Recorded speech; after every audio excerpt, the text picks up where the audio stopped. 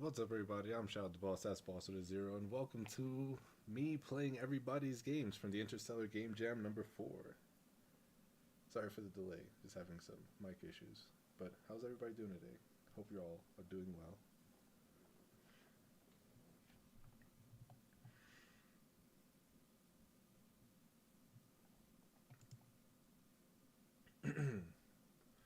So today I am going to be playing only 15 out of the 44 games for the Game Jam. So if you guys are not aware, this stream is for all of the games that are made for the Interstellar Game Jam, and these games were made in only 5 days. The rating period is still going on right now. If you're watching the stream, if you're watching this later, it's not going to be available. But it's also, only available to those who are participating in the game jam. But yeah, we have a whole bunch of games to play through.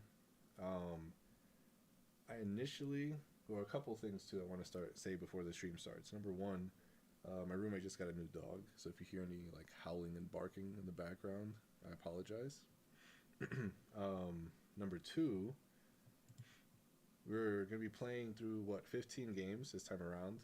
I initially said that I would only play them for 15 minutes each, but I think I'm gonna just play each game just until they're all done. Like, I'm gonna try my best to play them from start to finish for each game. So we're gonna be here for a little bit, potentially. Some games I think are pretty short. From what I've seen, I haven't really played anything yet, but from what I've seen, some games are pretty short, and some games I think have more story to them. So we'll try to play through all of it as quickly as we can.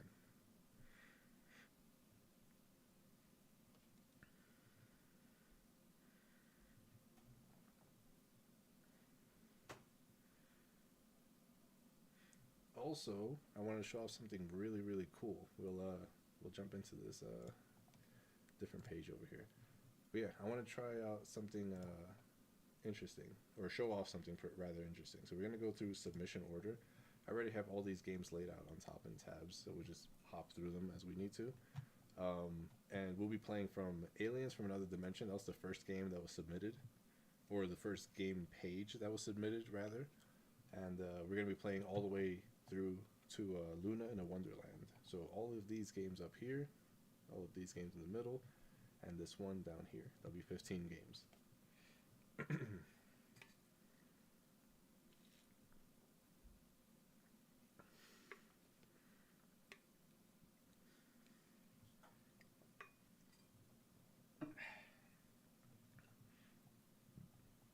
But I want to show off something really cool that I noticed while looking through these games.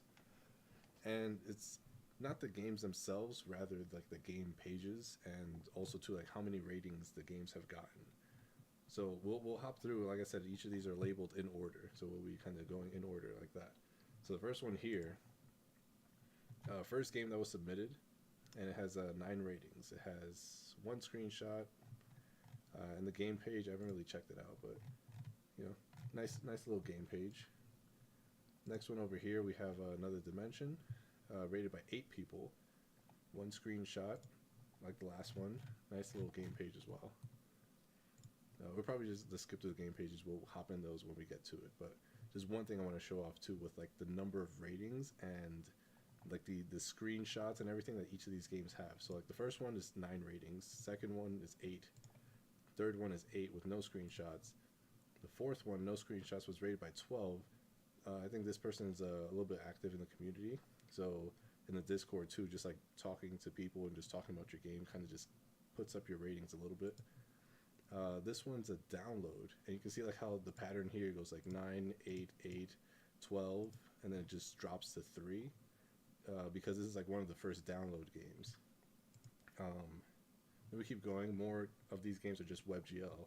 Like out of 15, I think 12 are WebGL and 3 are download. So that was the first one. Then we go back to WebGL, but we kind of dip down from that kind of rating. So we go back to 5. There's no like screenshots, no anything there. Next one up, we have 12, and it jumps back up because we have like 3 different screenshots. We have a GIF, and all that kind of stuff. So just like that alone, I feel like brought a lot of people's attention, and it's another WebGL build too. This one has no screenshots, no GIFs or anything, but this person is like kind of active, is really active in the community. So just being there talking about their game, gets people to kind of just go over there and check it out. Goes back up to 11 screenshots. 10, it has screenshots. 5, no screenshots. So it drops back down. This one here was really interesting because this person, again, active in the community, and their, what's it called? The thumbnail for their game is a GIF. And it shows off exactly what the game is about. Just that alone shows you the game. So that, I feel like, attracts a lot of people to the game too. And this one, no screenshots. Also, it's a download, so it drops down to just 2 people rating the game. This one over here, a bunch of screenshots, and this person's pretty active in the community as well. And this one, screenshots, but it's a download. But the screenshots, I feel like, help bring that up from like the last one that had only 2 to bringing it up to 4. Same thing with this one. It has no screenshots, but because it was submitted early, I feel like that also attracts a lot of people to the game page. So like, even though we're not really talking about the games themselves at this moment, I just wanted to take the time, since this stream is a bit shorter, and just show off like how showing off your game and just being present attracts people to your game as well. And submitting early allows you to have more of a presence in the game space, because in the beginning, there aren't this many games on the submission page. There's only a small amount, and if the person submitted early, their game is up there for the longest, and it attracts a lot of people to it. So I just wanted to kind of point that out, just like, having screenshots, being active, having GIFs, and also too making the thumbnail a GIF. I feel like all of that just goes a long way. And also too, like having your game be on the web page as well. Even though like there's no screenshots, if they have a web page or like a web game, and it allows people to kind of just, still be attracted to play the game. So yeah, I just wanted to kind of go through all that kind of stuff just to show it off here with these games. I'll probably not do this in the next stream just because that one's going to be rather long, and that one I kind of just want to speed along through. But with this one, I feel like there's just a lot of things to just show off. Just have screenshots for your games.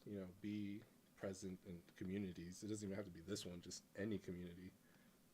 Having GIFs to show your game in motion with just at a glance, and having your thumbnail be a GIF as well. That's pretty cool.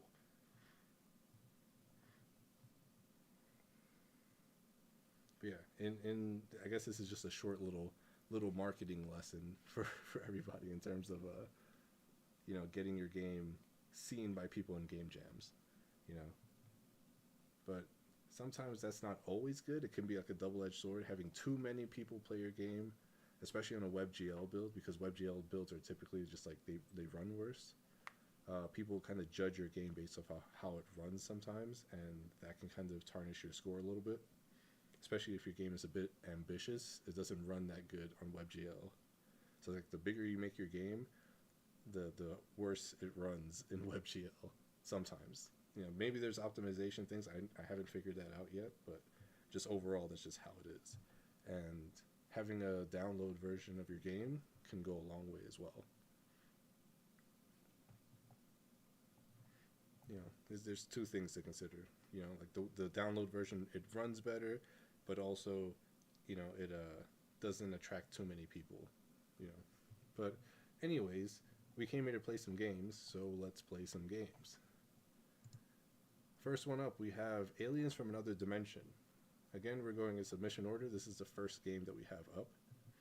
And I think this person had just made the game page, submitted it, and then later on put their game on the page. So another thing to consider too, to get your game up there early, even if you have no game yet.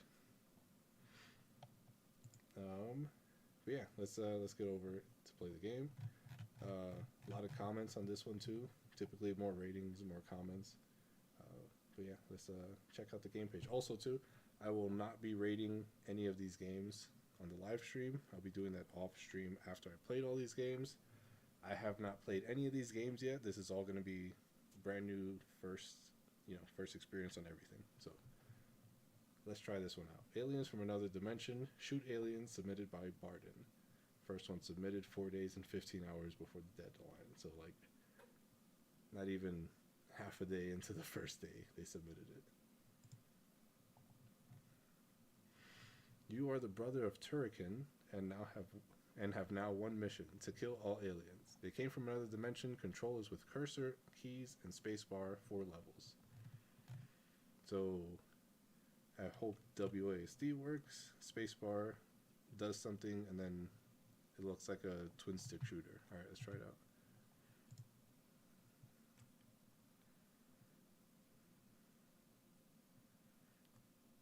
And if it's too loud, let me know. I'll lower the volume.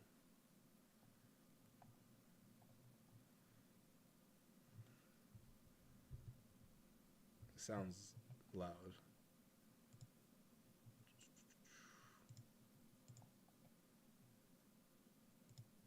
I can't check the audio. Oh well. How do we start? Space? Yes. You are the brother of Turrican. Now you have a mission. In your city are landed aliens from another dimension. Kill all of them. Level 1, lives 3, get ready. No audio? Hold on a second. 1 second, stand by.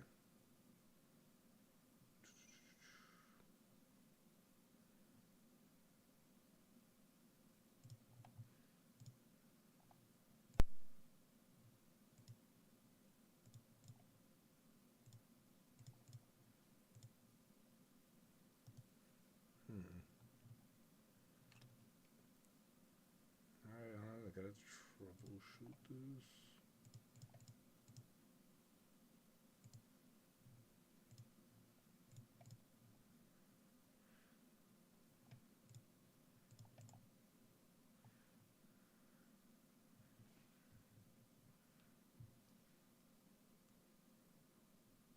Alright, can you hear the game now?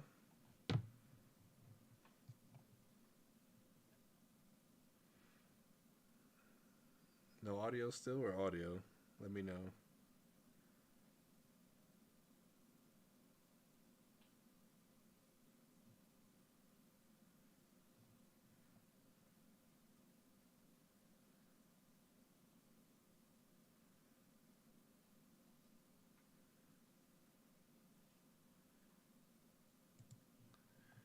I can't tell if there's any audio or not.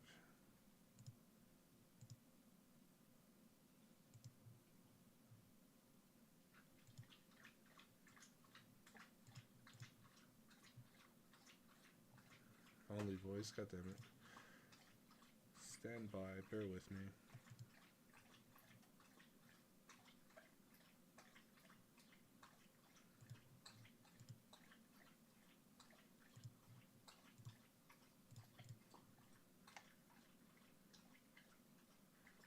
How about now? You guys hear anything?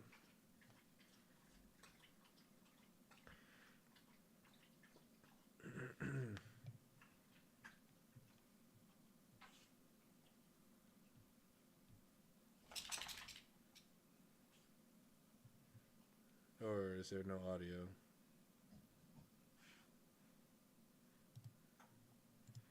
This is not cool if there's no audio.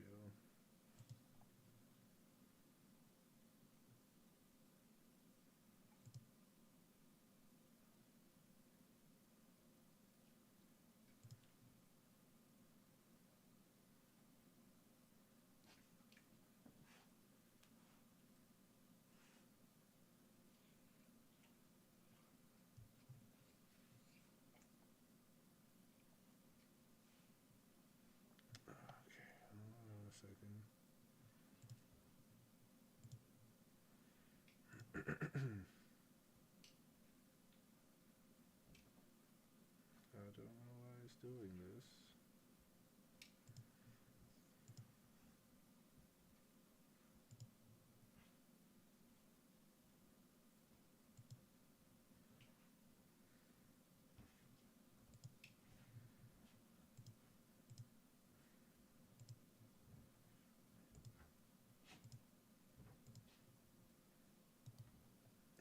this. Hold on a second. Let's try this one.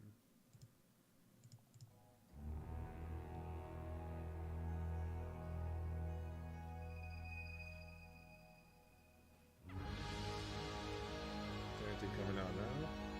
I think so.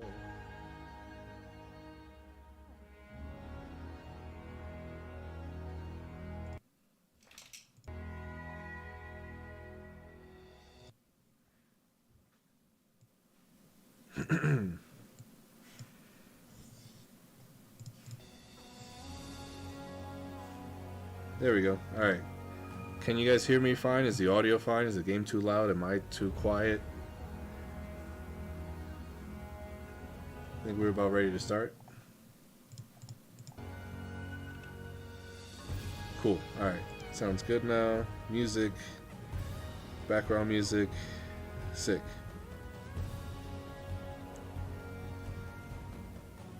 Alright, cool. Sorry about that. Let's get into it.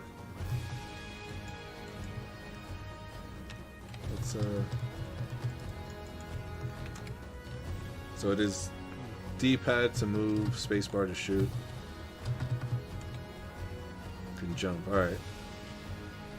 4 levels. Let's try it out. Going from left to right. Oh. Cool, cool. What is that? I don't care. I'm just gonna shoot it. I think we wasted so much time that the audio just... Oh, it restarted. Here we go. Here we go. There's no crouch. It's just up, up, left, right. Spacebar to shoot. Mouse is to... I don't know what mouse does. Control is with cursor keys. Oh, I guess just the arrow keys. Alright.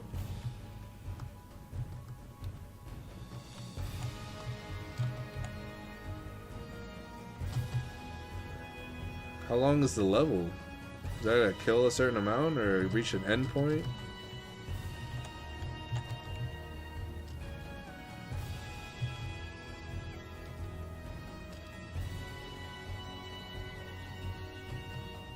Oh, that was the level. All right. Level 2. The music doesn't. There's no other music. It's just one song that keeps playing.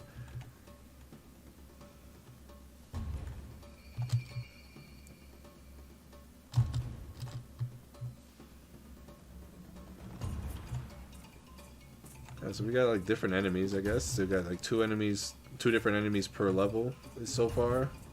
Got the slime ball, the little parachute guy. Got these fairies, and whatever that thing is. I seem to be like some Doomslayer guy.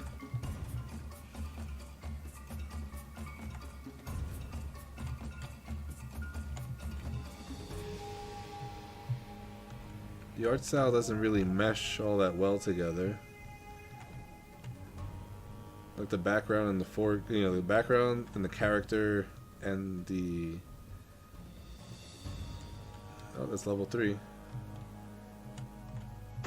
They all seem like kind of different art styles, you know, just kind of meshed together into this one thing. You're like, that looks way different than what I look like, you know? And also, too, it looks way different than what the background looks like. So we got like clashing art styles, essentially. Which isn't a huge deal, but you have to kind of utilize it properly. Like having the UI for the game, like the heads-up display and everything, be a different art style than the game itself. That's pretty common. And people can get really creative with that as well. But having the enemies and the main character, I mean, I guess they're from another dimension, so I guess that's I guess you can play it off in that regard, that these enemies are from another dimension. That's why they all look different. So there's that.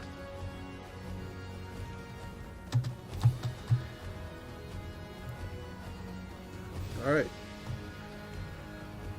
Oh! You got little tiny aliens now. And big bug guys.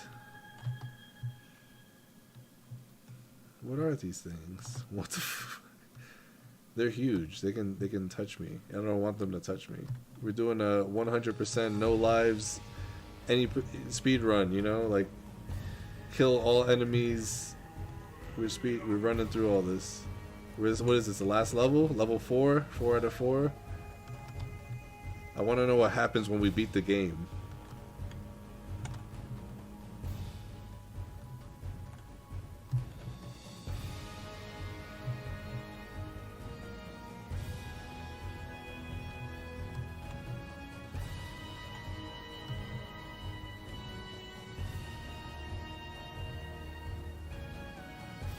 Hey, we did it. We ran to the right all the way until we couldn't no more. That's it. That's the game. I can't do nothing else. Cool.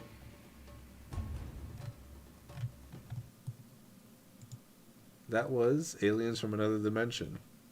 It was alright.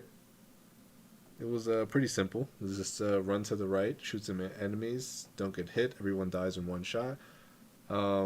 It wasn't bad, so that's good, right? But also,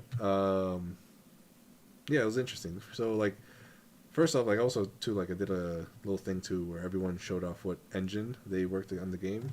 So this is interesting. This I think is the only game that used the Monkey X, and I never heard of that engine before. So. But yeah, the art style, it clashed a lot. I will say, just to start off, since I was already talking about that in game, the art style was clashing a lot. But I guess that fits the theme, so I guess I can't really get upset at that. But in terms of just in general, like how, that's more related to theme, I suppose. But in terms of just art, I feel like it was, not unified, And it's fine to use our art system from other games, but yeah, crediting them properly. I'm not sure if this game did that. We might revisit that. But in terms of just now, the mechanics are pretty simple. Just up, left, and right. Spacebar to shoot, and that was it. So, it's performed its duty, but it wasn't anything game breaking. The soundtrack was pretty. That wasn't repetitive, but it didn't repeat. There was only one song, and it just played throughout the entire game, which made it kind of feel repetitive. But yeah, overall, it was one of the games of all time. Next up, we have Another Dimension, which is a sci-fi platformer, apparently, according to this here. It's one level, and that's it. Let's check out the game page. This is one of the ones you can play in browser, which is pretty cool. It says, "Hello everyone, I am new to the itch.io community and wanted to make my first contribution by putting up a one-level prototype of a sci-fi adventure platformer called Another Dimension. It features music from here, pictures bought from Adobe stock, backgrounds, and the green portal assets are from here. All assets are from GDevelop." Yeah, this is like one of the few people that were using GDevelop. I think 2 people, maybe 3. First off, I want to thank the people whose work contributed to my project. Second, I want to invite you all to play test the first level. It is meant to be an easy level because level 1 eventually, as the story progresses, the levels will get more complex and difficult. You will also make decisions that will influence your gameplay. Okay, so it's going to be one of those choice-making games. That's pretty cool. Set in the future, when Earth is dying from overpopulation and exhausted resources, main character Mac is a space explorer that must find alternative worlds that can be habitable. Now you can use E key for destroying an enemy and working on better mechanics for fighting systems. Right and left arrow keys to move, spacebar to jump. And be sure to click the sound button in the corner so you can hear the awesome music. If you enjoyed the demo, leave some feedback. A small donation of the funds will, consider a small donation as 10% of the funds I get from my games will go towards supporting research for Huntington's disease to the HDSA. He has the disease himself and lost a family members from it. I'm sorry to hear that. I'm sorry to hear that. But yeah, thank you so much. So yeah, let's try it out.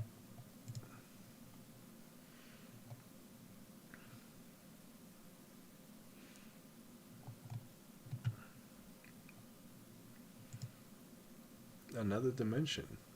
New game or load. I guess because with the save stuff that's going to be happening. Ooh, there we go. There's the music.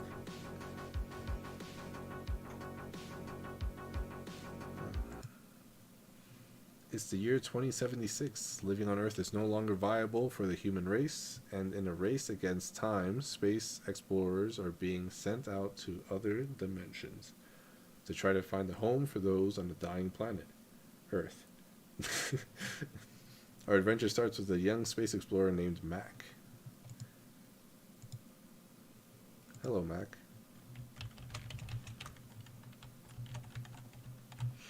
Alright, so left, right on the D-pad. Oh, those are spikes right there. Whoops, I didn't see that. Alright. Looks like we just got some coins.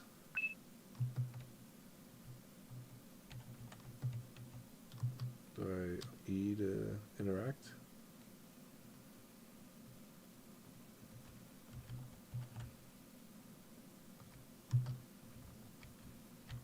It's not doing that. What's happening? Oh, it's a one-way portal. Okay. I can just walk through the bad guy.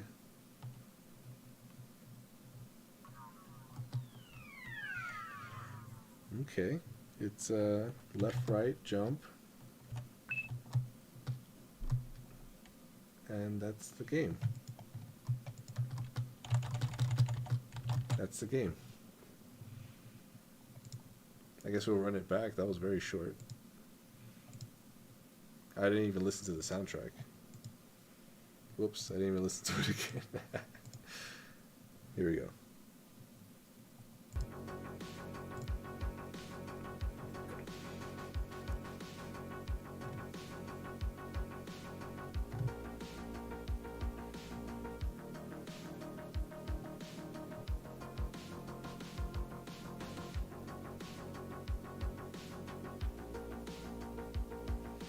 Nice, so it sounds like it's, oh. I thought it was going to loop for a second there. Never mind. There's more to it.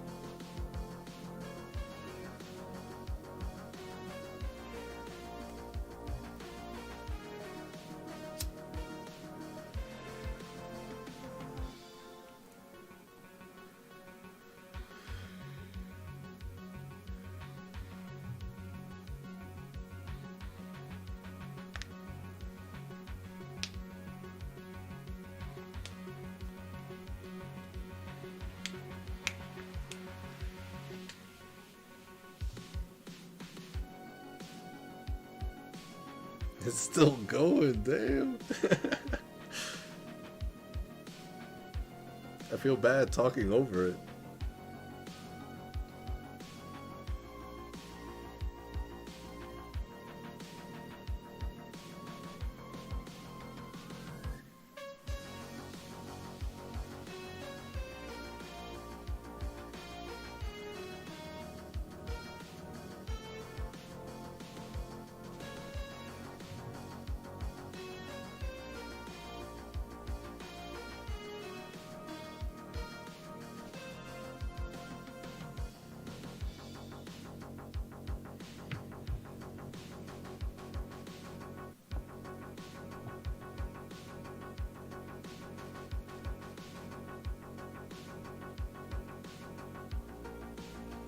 All right, so it sounds like that was the loop right there.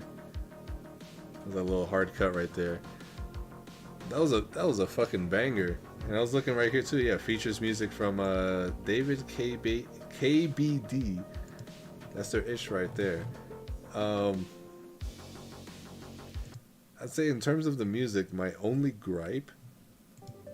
Oh, there's more music. Never mind.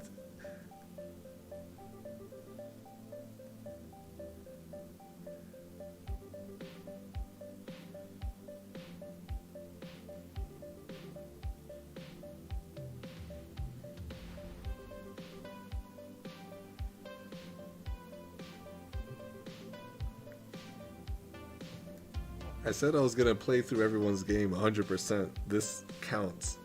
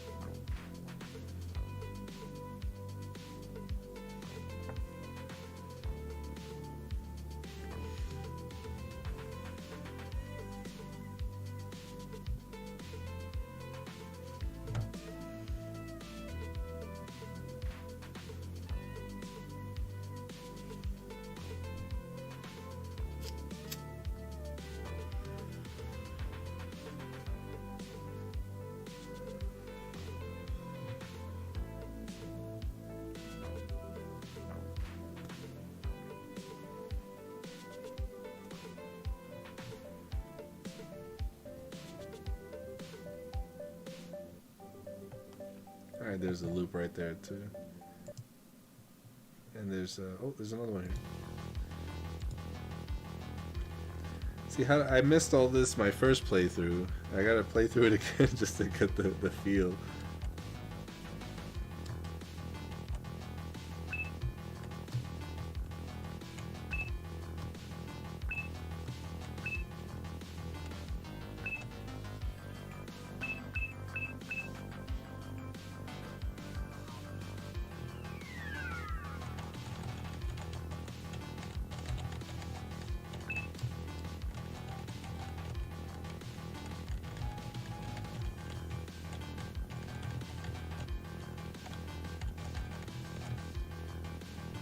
Oh, what?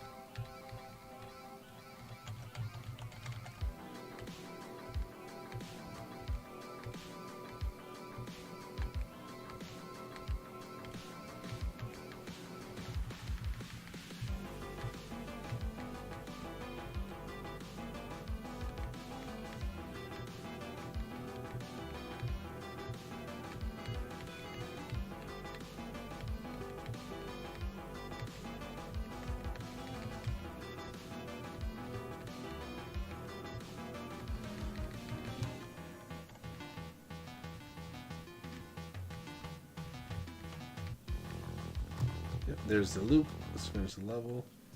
You won the level, no more music. I was going to say that my biggest gripe about the music was how it was not included in throughout the game. And it was. You just have to manually include the music, which I feel like some people might miss, which is unfortunate. The music's really good. And again, that person is credited right here. So if you want to check out their music, there's that. And I was just, talking within the Discord and everything too about like, oh, should we do a music jam or an art jam? I feel like the music jam is like, you get things like this out of it, And this I feel like would be a valid entry to the music jam even. So that's pretty cool. If we ever did one, which we may or may not do. But yeah, it's the music I think like elevated that game to another level. But yeah, that was pretty cool. Yeah, it was just one level. So in terms of how fun it was there was a lot of room for improvement. But there's a lot of like implementation things that come into putting a game together. So I can understand like the having only a short amount of content for something that you put together from scratch. I didn't try to dodge the bullets, which I guess I should have tried with the E, the interact button. It was pretty cool that you were able to kind of like climb stuff. So I found out like just messing around just now too, that you were able to kind of just like grab onto a ledge and then jump up one more time. So I don't know if maybe that could be utilized in the future, but as it stands right now, the movement's a bit like floaty. Like your person kind of hovers above the ground a bit, and I don't know. There could be like more space in between the platforms as well to kind of allow the player to perform some cool jumps. But yeah, that was another Dimension sci-fi platformer, early alpha. There's a lot of cool things too on that game page too to check out, especially like how it may develop into the future. Especially with like I think they were talking about like adding like more story elements and player choices too. So if you want to keep track on that or keep tabs on that, yeah. Next up is TimeJump by the Grandau. No screenshots or anything. Let's just jump right into the game page. A and D, horizontal movement. Space is to hold to charge jump. Release to jump. Hold directional input. AD to jump in a specific direction. Shift lets you decelerate the flying monsters to use them as platforms. Okay, so AD, shift, and space. If the game is buggy or slow in your browser, try downloading the Windows version if you're able. This is the first game I ever built and my first game jam. Looking forward to the feedback you guys will be able to give me. Working on the following bugs. Be adding music and sound effects at a later date if possible. Original assets by them. Music by Schlaf. Ooh, I worked with Schlaf before, a couple times. Interested to see what the music's like in this.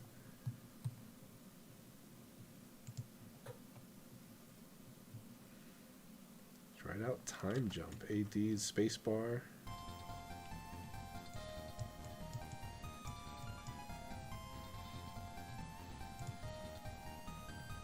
Let's let this play out for a little bit before we jump in.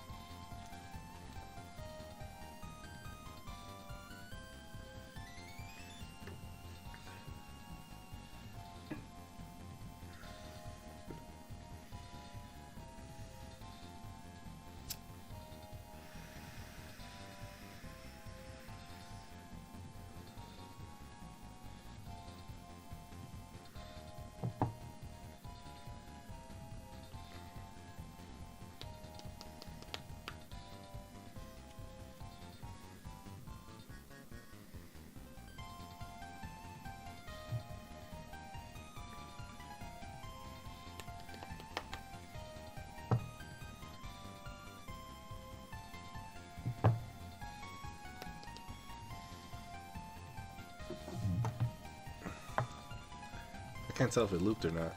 I think it did. Where am I? I'm the bird. Alright. Whoops. What's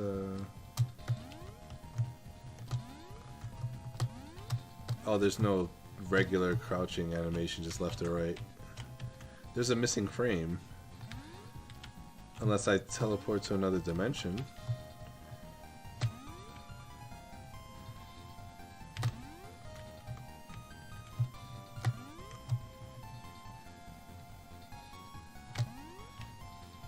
Okay, trying to figure out like what's platforms and what's not.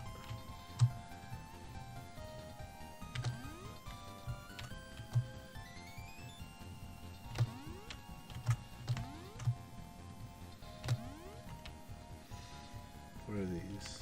Nothing. Can I jump off of walls?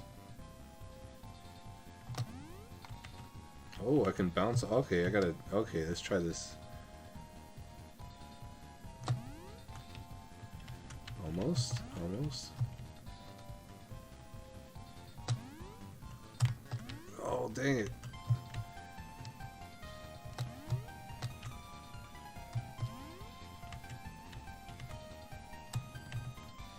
Let's try this. Let's try this. Oh, there we go. Okay, okay. We're making progress. Making progress. No, that's not progress. Damn it.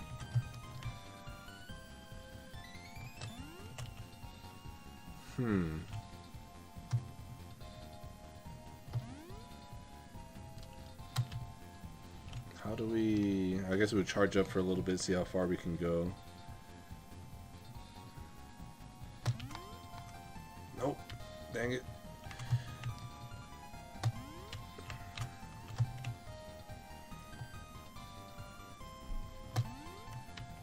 So I can get up to here. Can't really go anywhere else. So I bounce off like that a lot.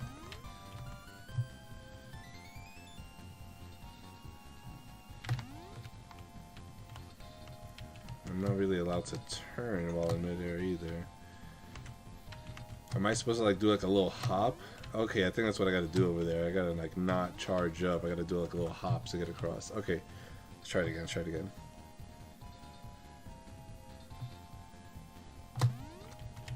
Too much. There's like no indicator to let me know like how charged up I am, you know? It's kind of hard to like really measure besides just via trial and error.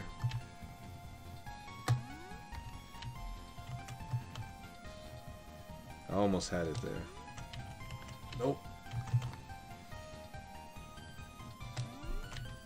Come on, dang it.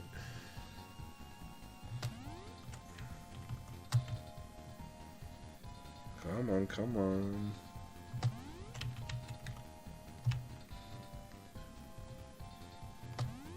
Dang it. Gotta like count in my head like how long I'm pressing the button for. So I think like right off the bat I feel like having that as an indicator would be very, very useful.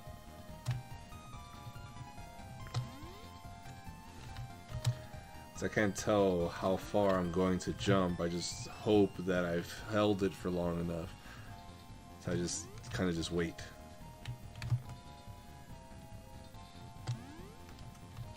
Okay, let's try going up here.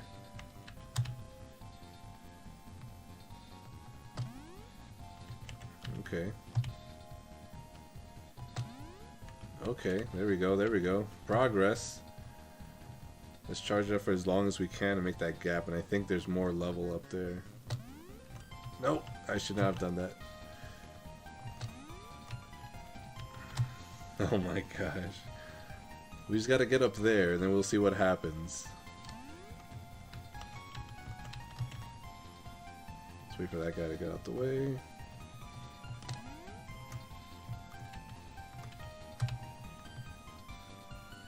Then we make this jump over here. Nice, nice, nice. Then we gotta go over to this area, which that's not nice.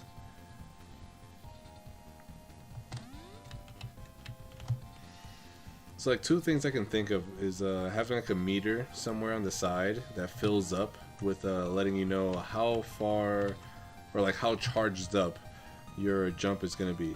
Another thing I can think of too is like a dotted line that kind of shows your trajectory to let you know, like as it's charging up, the dotted line kind of moves. So like from you to the location, and it kind of just moves over to like where that jump is going to be, so you can like really like time it perfectly. Otherwise, you're doing a lot of like waiting, and it's unknown, the waiting.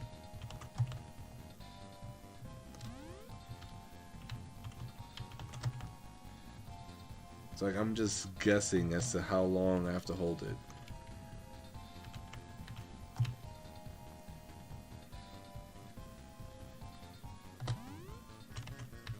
It's like these first jumps are easy because it's like just hold it for as long as you can and you got the gist of it.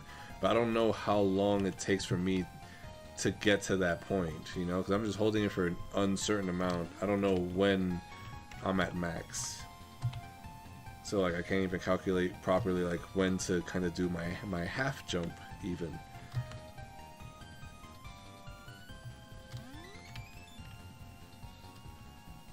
So I can kind of skip ahead by doing like that jump there, but like even then, like this jump, I don't know how long I have to hold it for.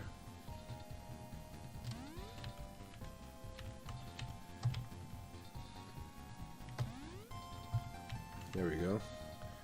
I guess these things might be used as an indicator. Let's find out.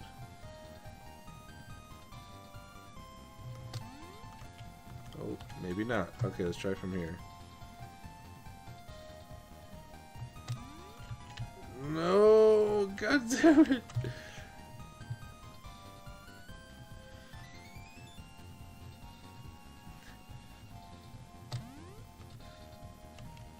Yeah, I know I'm hitting my head over here, but like I don't know how long to, you know, hold the thing for to know when to let go or not. It's pretty tricky.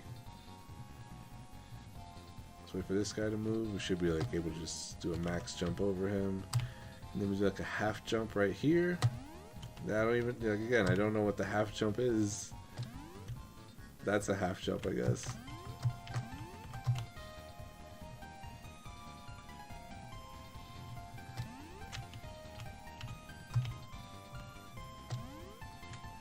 Ay, ay, ay.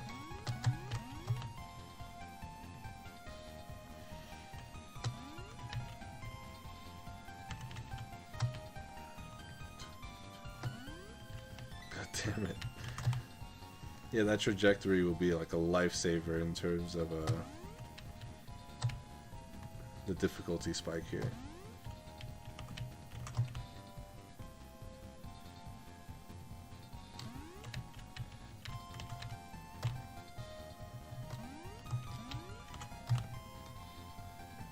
I'm like really trying to time it perfectly, but I just cannot seem to get it right. In terms of art style, I guess we could talk about that for a little bit. The music is pretty good. I like the music. The music's pretty good. The art style is not bad. I like it too. Not too many colors that are clashing. You can tell like what an enemy is, even though like the enemy doesn't do much except like get in the way. I wonder if I could use them as a platform, actually. I can! Interesting. Interesting. Interesting. Holy shit. I thought it was like, you know, like gonna damage me, but there's no health bar. There's... Interesting.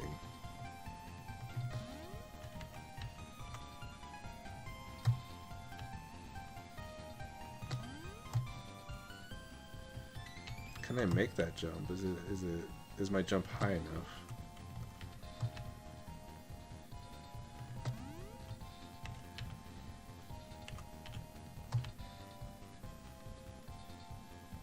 Let's wait till we get all the way over here, then we'll do the super charged up jump, and we'll see where that gets us. Oh my god, we did it. Interesting. We made it. Oh, oh, oh. Uh-oh. Okay, that's the next area right there. Now I know how to get up there. Okay, cool. It's all of a sudden got not as hard once you mess around with the sandbox.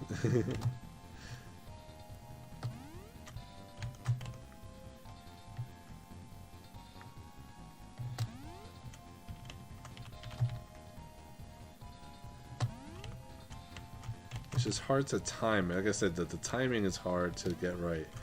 Like the fully charged jumps, that's not a problem because, you know, when you want to do them, you just wait for, you know, a long time. And it's whatever you think is a long time is the long time.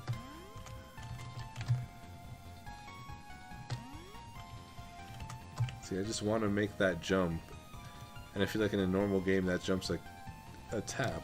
So like here's, it's disorienting when it's you have to hold it, which isn't necessarily a bad thing. A lot of games do that.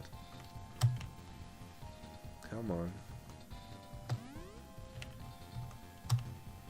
on. Like Outer Wilds is one game that comes to mind that does like a hold it down to know when it's, you know, to jump. You have to hold down A and then let go to jump.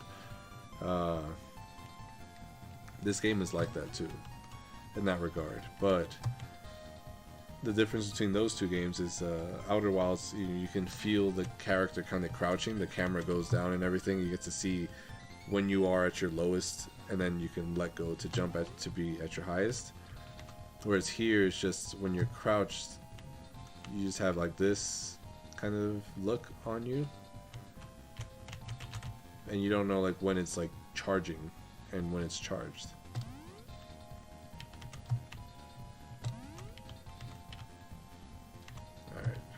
Now we're gonna get up there again. We got this, we got this.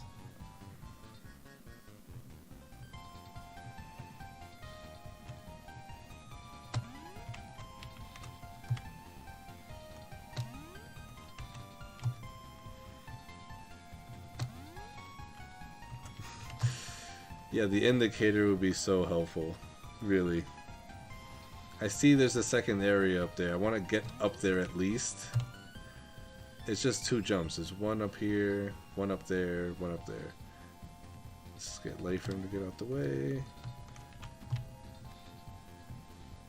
Wait for him to get back in the way.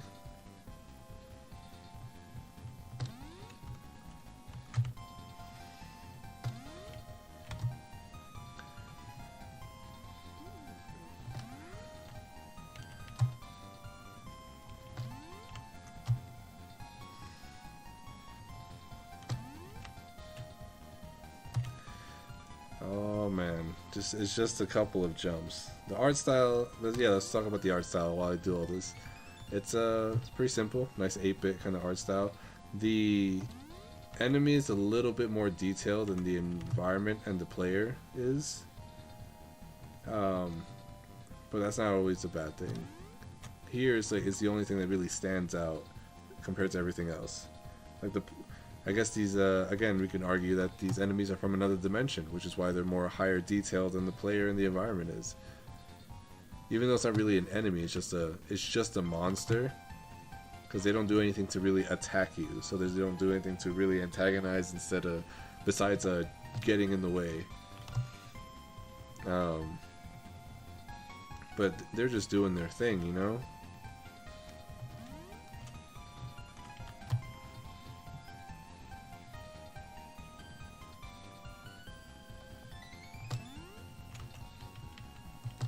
No, what the hell?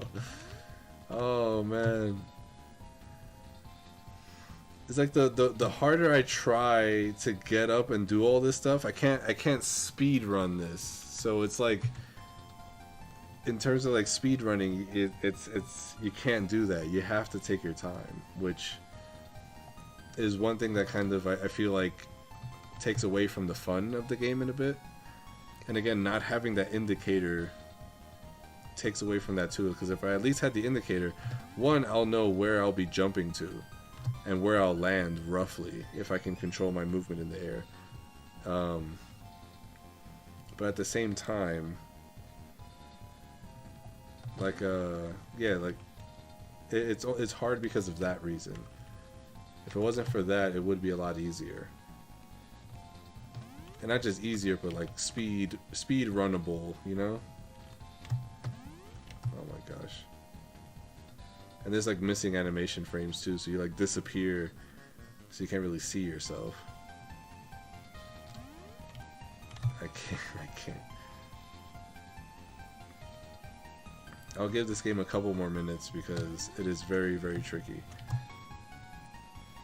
We got a glimpse of the top area.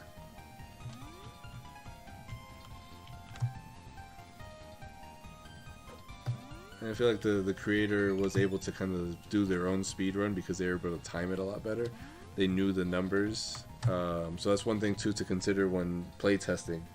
You know, having people with fresh eyes play test the game, because you run into the issue where you're the creator of the game, you've play tested it a whole bunch because you have to test out all these systems, you know a lot of the values that the other players don't, so it's a lot easier for the developer in that regard, especially if you're working on the mechanics, and you have to find a good way to kind of translate that to the player, you know, give them that kind of power to gain that knowledge for themselves so that they can play it as well as you can.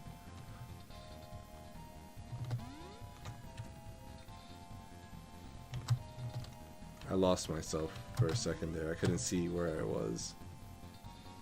I think that's the issue too. So we got back up there. We got back up to the second level. I said we would. But I like turned invisible. I couldn't see myself, and then by the time I saw myself, it was too late. I was already falling down. So I saw, like, I think I hit one of these here. That was kind of like right above up here or something. But I couldn't see myself when I was up there. So I guess what I'll try to do is do a little hop over here. But again, that's hard to kind of calculate. Also, too, I don't know what's above my head. So I don't know what's waiting for me on the other side.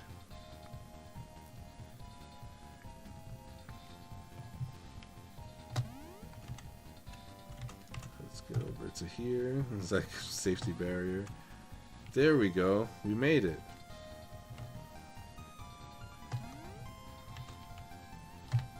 Let's not fall. I fell. I fell. God damn it. Alright.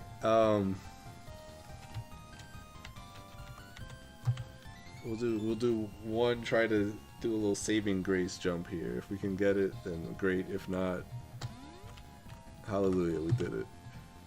2, 3. We did it again. We fell because we couldn't see ourselves. Fantastic. Last try, last effort. If we fall one more time, we're done.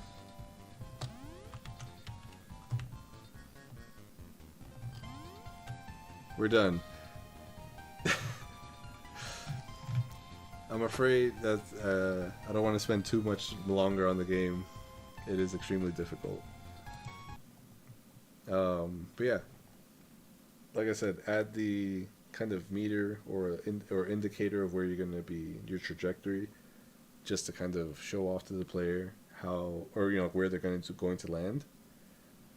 It was a shame it was so difficult too, because there's definitely levels up there that I wanted to check out, but without having an indicator, it makes it more difficult. With an indicator, I'll be able to more easily time my jumps and get up to places where I wanted to. Like once I understood the meter, but since I can't see it, since it's invisible, it's all like a timer in my head. I don't have a visual display. I don't know if it's 1 second, 2 seconds, or 3 seconds. You know, that gets me to max height, and yeah, it's very hard to kind of time. Even if there's like an audio cue as well too, like a little tiny metronome that kind of plays. But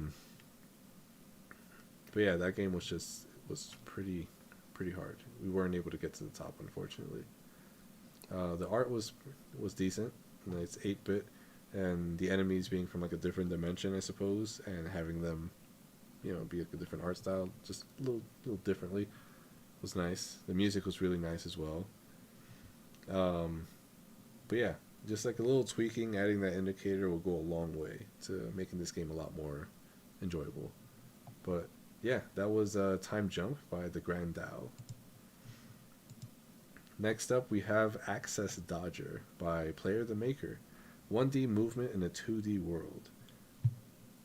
Before we start this one up, though, I gotta use the bathroom. So I'm going to take a quick break. I'll be right back. Just give me like 60 seconds.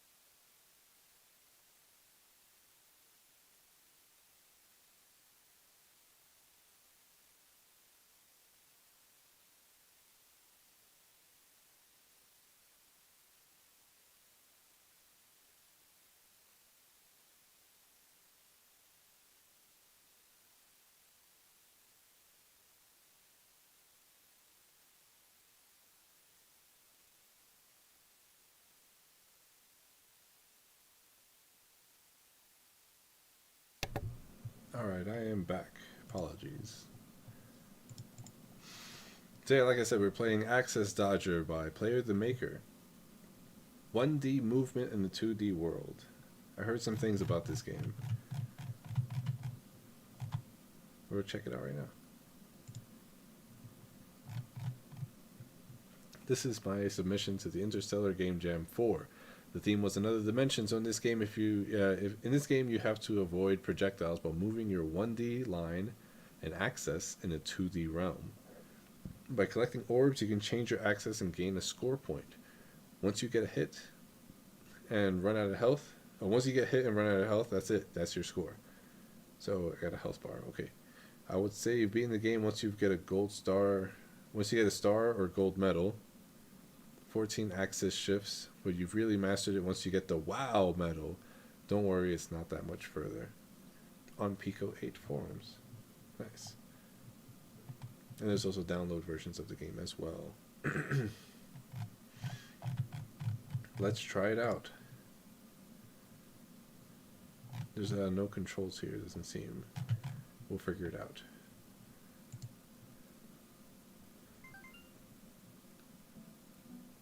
Press X. Arrows to move along your one-dimensional line to get the orb. Sick. Again, once more. Now press X to switch axis. Oh. There we go.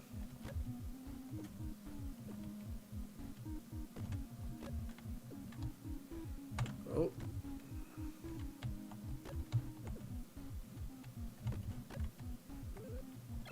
Oh, no. That's what I get for being greedy. Oh, dang. Is that a bronze medal? I think it's a bronze medal. Try again by pressing X and up. Your high score is 8. Okay.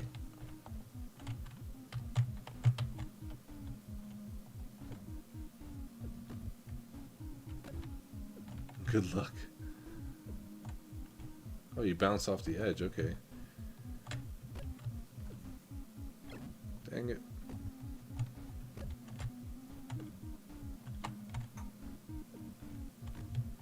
This is interesting. I will say.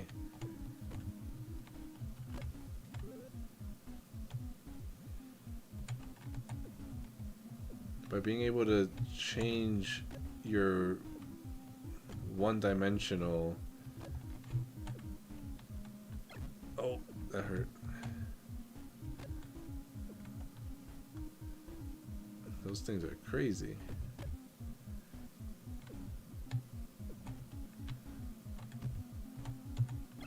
Ow. No, go away. Dang it. Silver medal. Okay. We're getting better at this. Alright, come on. Let's go. Let's go. Let's go.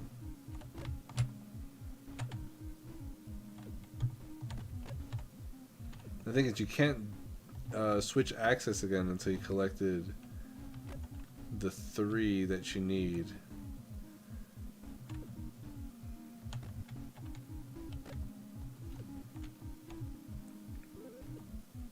Nice, we got a heart.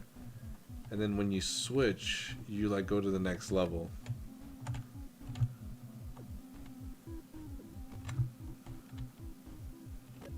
So you want to kind of switch in the middle, I feel like, so you have like more wiggle room perhaps.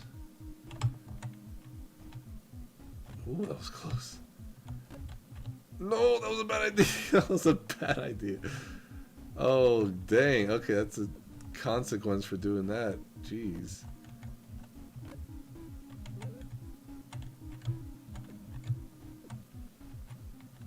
Jeez. I should have timed that a lot better. Dang it. Dang it. Now we got stars. Dang it.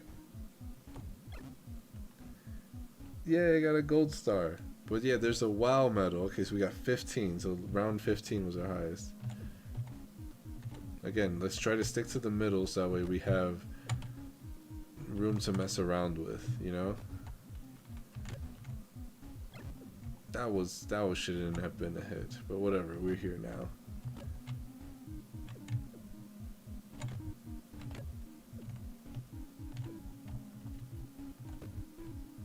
So I really like this take on another dimension because it is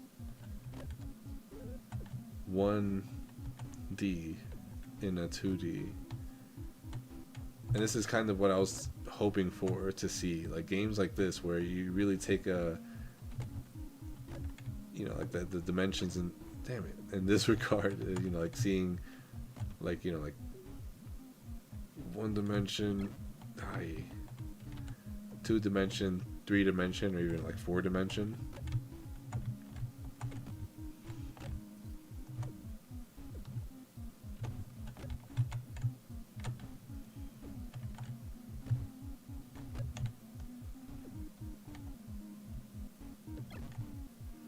Should have backed up.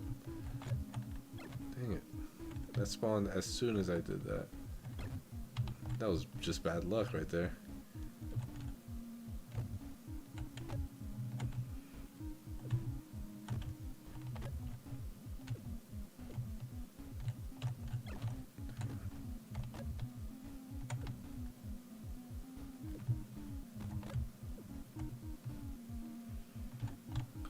Come on.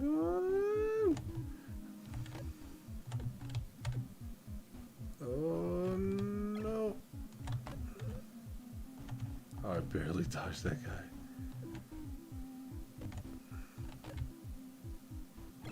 Oh man.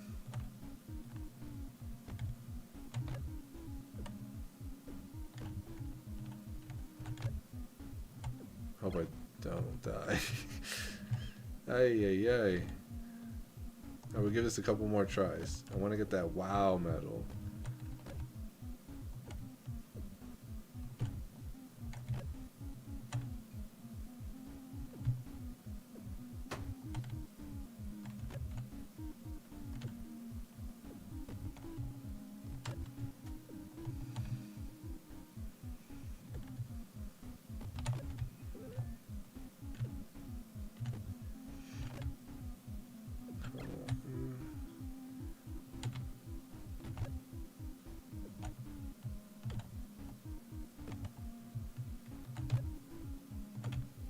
Come on, here we go. We're getting there. We got a nice rhythm going.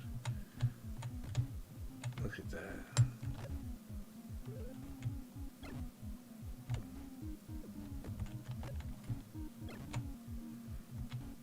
Come on, we're so close to the wow medal. I can feel it.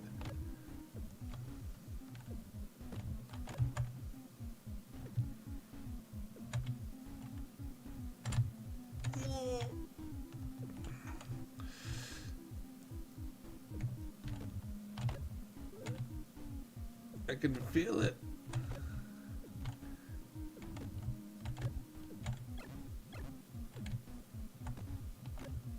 Oh my god, we're so far. What was it, 22? Is that the WoW medal? I think that's the WoW medal. I think we did it.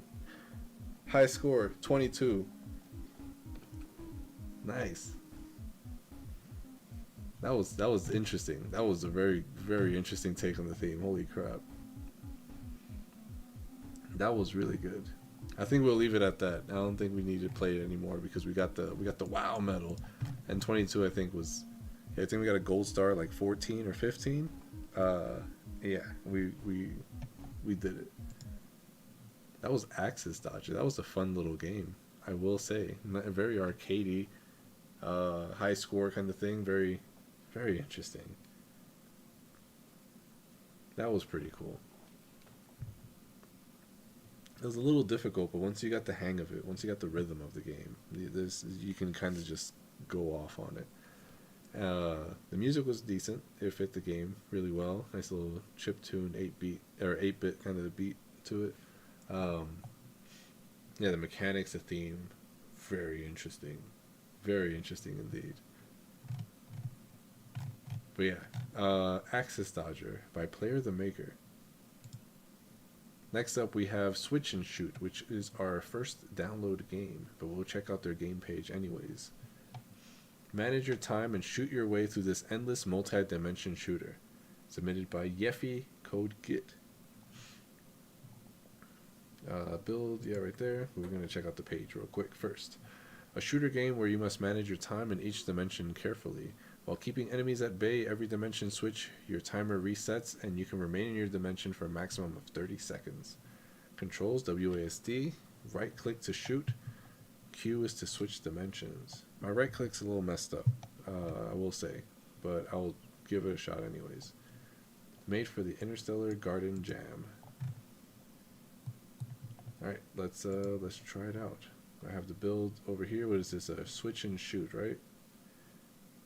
I think it's this one right here.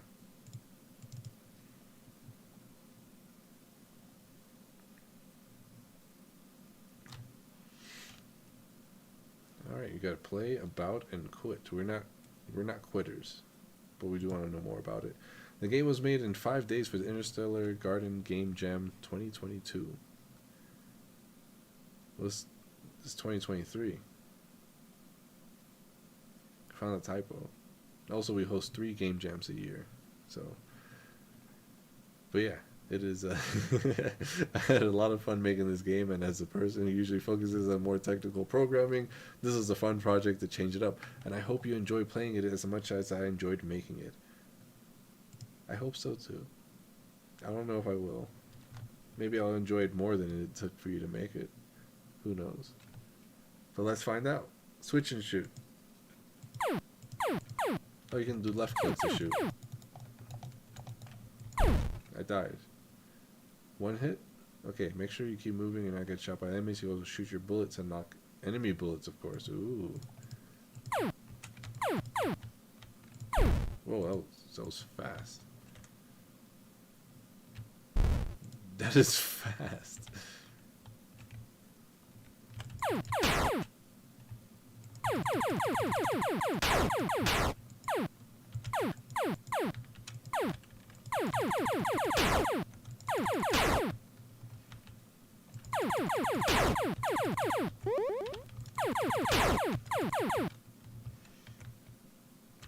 Oh, they got me.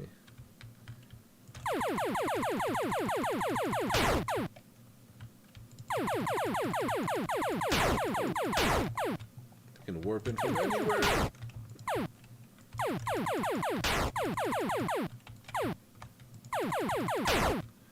Oh, we can move. Uh-oh.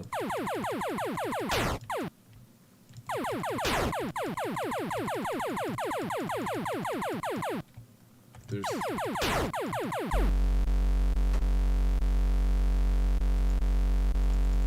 Ah! Okay, so that button doesn't work. Okay, so you have to switch dimensions, otherwise you die. Okay. That was loud. Okay, I thought it like auto switched. I was wondering, it's like, what's the point of switching dimensions? If you don't switch dimensions, you also die. It seems that you can like move the camera, because like the enemy's moving towards me, but also I'm moving away from them. Which means that there's more level than meets the eye.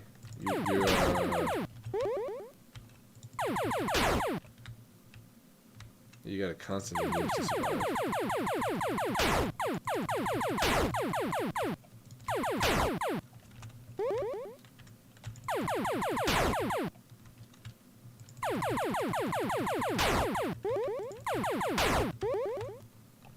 So you need to switch dimensions whenever for no reason.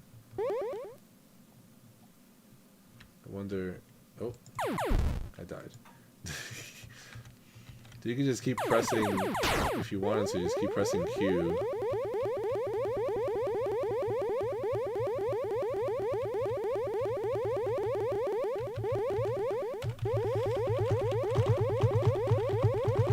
You can just keep pressing Q and live forever, technically.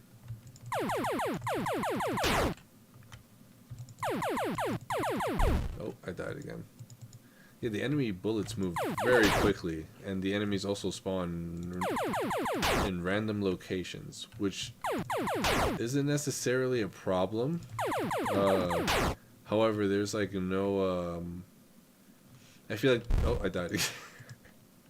One, there's no like spawn indicator to let me know, one, if an enemy has spawned, and two, like where the enemy spawned. And also too, like that, like the enemy just spawned off screen right there.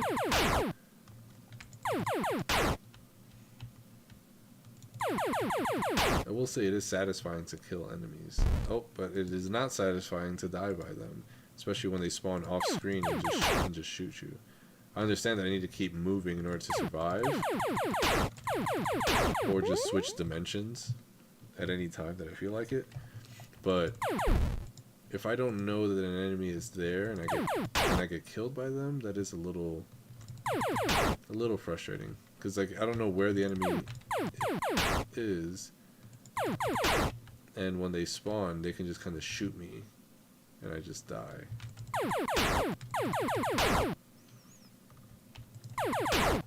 I don't mind the whoa.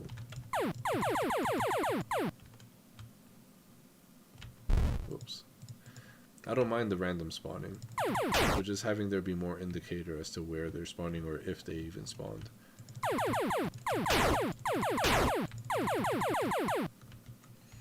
Who's shooting the red bullets? Is that me?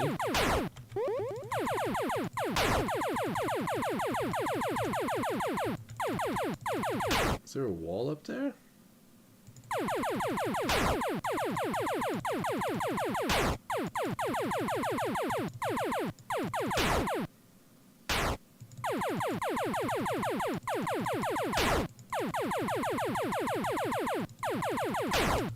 Where's the wall?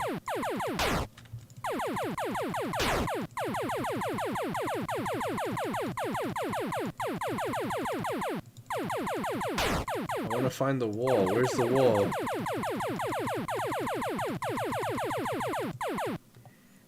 I'm getting close.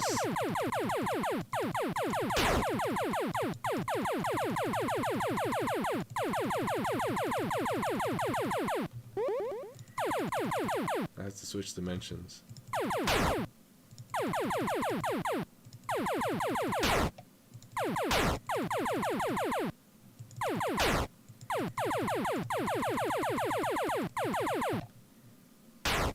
I'm like shooting, I'm killing enemies behind me by shooting this wall.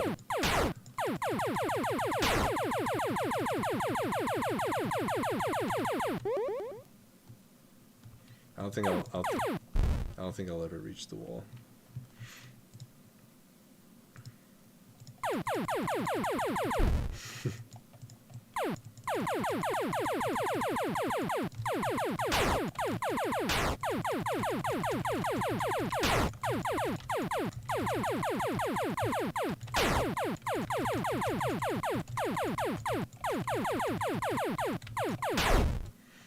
It's like the visuals are nice. Like I don't like or like not spectacular, but like, you know, it's nice and simple. I like the indicator that shows you where you're pointing at least, so you can at least like kind of track your bullets. Like it's like one of those subtle things that mean a lot, you know. Otherwise, like you'll have like enemies shooting in random locations, or your player not really having any like front, I guess. So it's nice having those little indicators at the very bare minimum. But yeah, having the enemies kind of just spawned off screen and randomly, and their bullets being so fast that they just kill you like almost instantly, that can get a little frustrating. Also, there's no sense of progression in the game. There's just you survive for as long as you can, but there's no indicator to let you know how long you've survived for, I don't think. It just says you've died. And what else? There's no, like, the level itself is just one color. So I don't know, like, once I hit up here, besides the enemy being there and like, moving downward, there's no indicator to let me know that I'm actually moving around in a space. I just exist in this area now. But I am moving, like, you know. Switching dimensions is interesting, being able to switch dimensions at will. However, it doesn't really seem to do anything besides just be another way to kind of dodge enemies.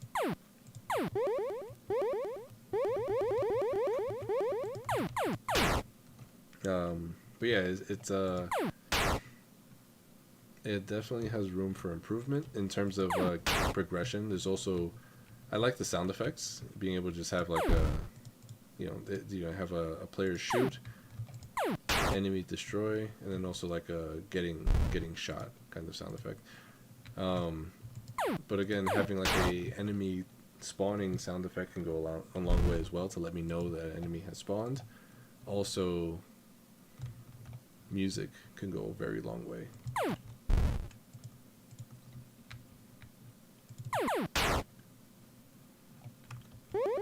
But yeah, there's definitely potential with this game. Being able to survive as long as you can, having that be recorded somewhere and displayed to the player can make them feel like they're progressing in this. And maybe, I mean, that's all I can think about right now. It's not too much to this. It's a very simple game. It's just I can play this for as long as I want to. There's just nothing to really show for it, unfortunately. But yeah, that was Switch and Shoot by Yiffy. Yeffy. Sorry, not Yiffy. Yeffy. Yeffy Code Get. Next up, we have Space Labyrinth by Igor, the game developer. I'm not 100%. I feel like I recognize that name. Maybe they participated in a previous one. Not too sure.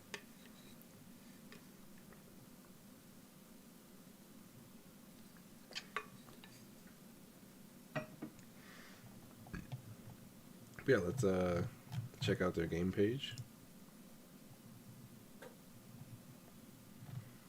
Space Labyrinth is a single level made for the Interstellar Game Jam 4. You play as Slimy Ball, a blue round alien who mistakenly transported to a space labyrinth for prisoners in another dimension shortly before his wedding. Your goal is to help Slimy Ball escape the labyrinth and return to his home planet to his beloved girlfriend. Nice.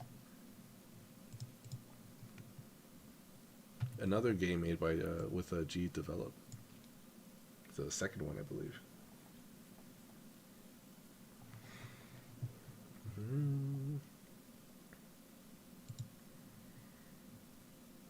Slimy Ball is an alien who lives happily on the planet Emogenus and plans to marry his longtime love, Pinky Ball, Everything was going great until the day before the wedding. Slimy Ball found himself in the wrong place at the wrong time and was mistakenly transported to a space labyrinth in different dimension.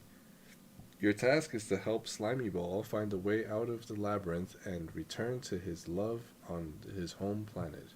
Emojiness. That's me. I'm Slimy Ball.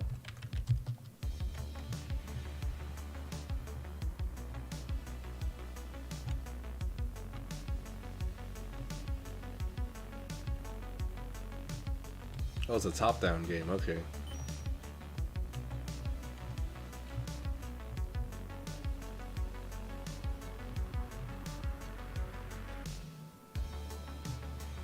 we got a switch here. Maybe that turns off that one. Yep. Is this a guy I can talk to or an enemy? It is a guy I can talk to. If you want to get out of here, you have to go through that door up there, but they are currently locked, and to unlock them, you must first collect all 7 stars. One of them is right up there, and I got that one already. Okay, cool. Let's spin our way through here. Let's get a shield. What does that do? Something. I am a shield.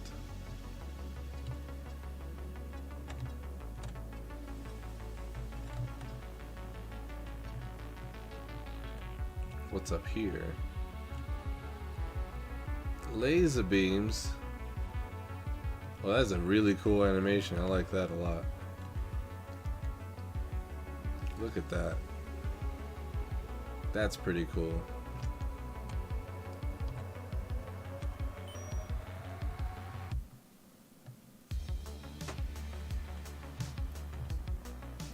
Alright, got the switch swatched.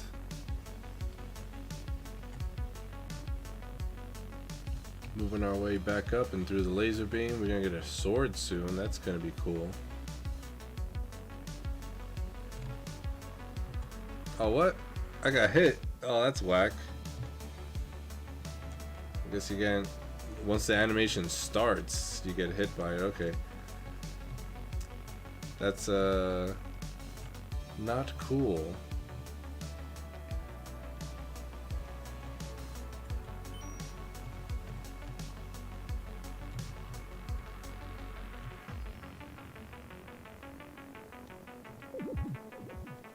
Nice. Yeah, gotta keep that in mind for these laser beams because yeah, as soon as the animation starts, yeah, that's when it goes. So we're gonna do it one at a time. I really like the animation though. Also, yeah, the hitbox is huge on this. Look at this. That's the laser beam. I've got to be right here in between both of them. Holy crap. That is a huge hitbox. Yeah, like the whole area where the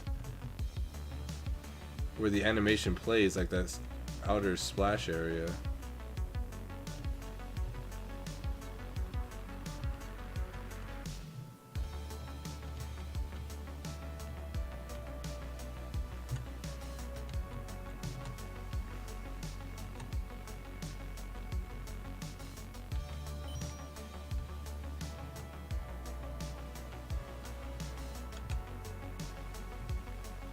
Alright, here we go.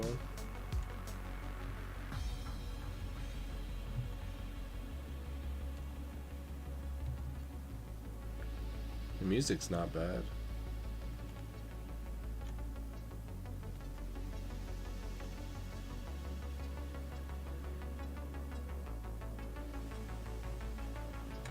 Just need one more star.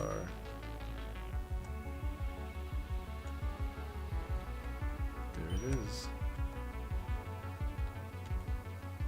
Let's get out of here. After escaping through that door, Smiley Ball. Oh, I thought it said Slimy Ball this whole time. It's Smiley Ball. Smiley Ball reached the portal that took him back to his planet. He and his girlfriend Pinky Ball got married and lived happily ever after. The end. Oh, that was a nice little story. Getting teleported to another dimension and having to go back and save yourself so you can get married. Nice. But yeah, that was Space Labyrinth by Igor, the game developer. Music was nice. Mechanics were very simple, just moving around and collecting stars and opening doors and switching switches. But yeah. On to the next. WayHome. Escape a Far-Flung Universe. Submitted by TimeJump. Made in Pico 8. Let's check it out. A brave little adventurer finds themselves in a dimension they don't recognize. Shoot down the attacking UFOs and take their warp energy, then jet out of there once your warp drive is fully charged. How quickly can you escape? Arrow keys to move and turn. Circle button or Z to shoot. Cross button or X to start the game. Z to shoot, X to start. This is a game submission and my first attempt at making a full game with Pico 8. I overextended again, but I think the game feel is at least alright. Project uses music from here.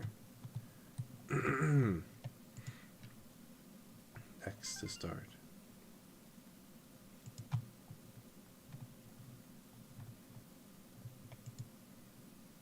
WayHome.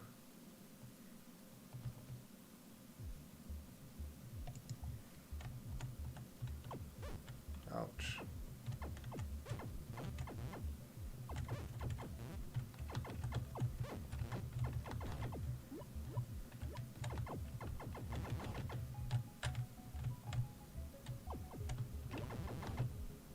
I can at least run into them and not take damage. Oh, oh, oh.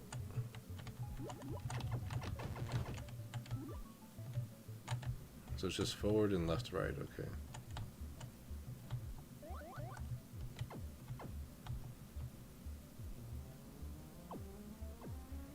Go fast, go fast. Nice. 46 seconds. All right, let's see if we can do better.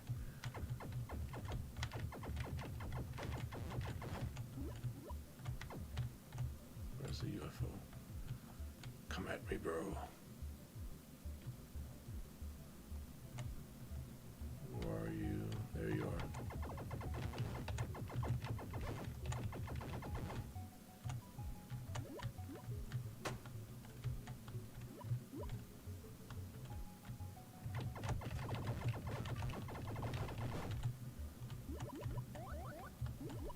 Let's go.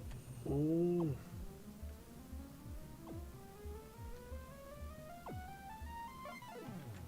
"42 seconds. I feel like that was because they weren't spawning fast enough.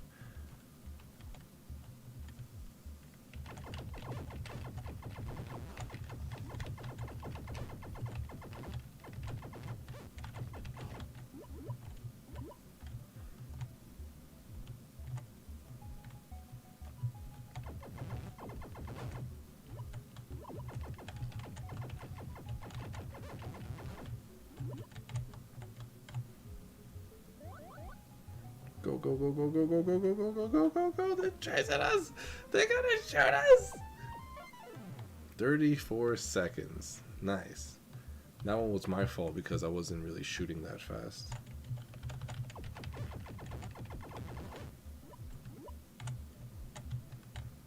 Come on. Yeah, I'm gonna die here. And we'll give it a couple more attempts. I keep pressing X to shoot. And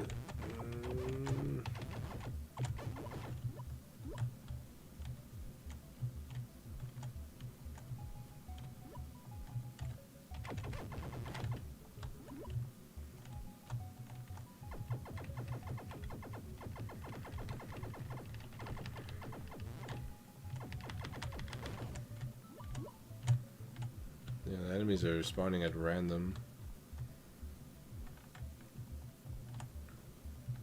At least this game does a pretty good job at showing off the background and it moving so you can see if you're moving or not. Ah, I died. Last try, and then we're gonna move on to the next one.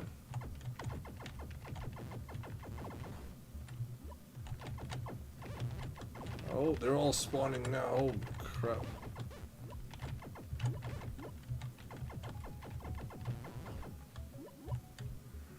I missed a lot of the dodge. Or a lot of the warp drives. Come on. Come on. Come on. Oh, I died. Alright, that was it. That was the last try. That was, WayHome. Being in another dimension and having to fly your way home. Pretty simple game. Just kill enemies, pick up the loot that they drop, and get out of there. I feel like the enemy spawn rate could be a bit more consistent if you're trying to have like the player be able to kind of, if they're trying to like, you know, like beat their best time and everything.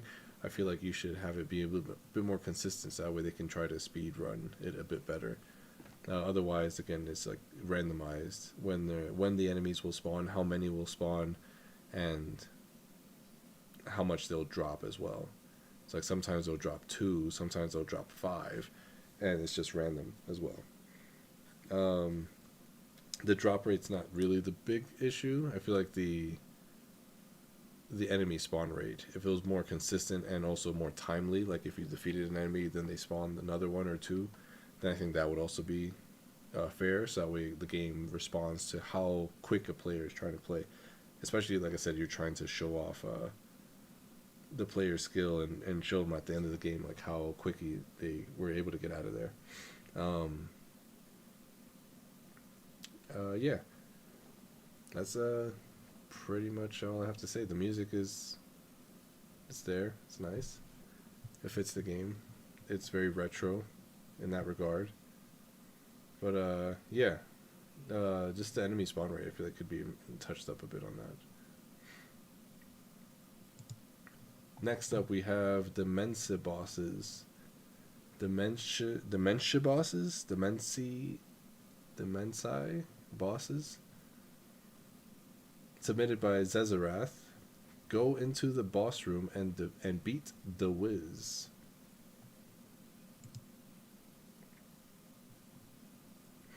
Alright, we have shoot is the J key. Okay. W is to jump. A is left. D is right. AWD. Enter boss room with E. Keep shooting until he dies. Keep shooting the Wiz until he dies. If your health at the top left hits 0, you lose. Cool. Let's try it out. Uh-oh. Whoops. Whoops. I messed up.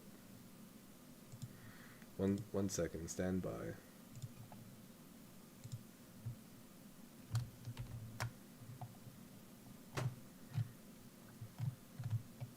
Not sure if this one runs on WebGL. I think we're gonna have to download this one.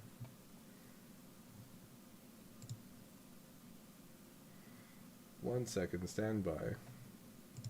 Shouldn't take too long.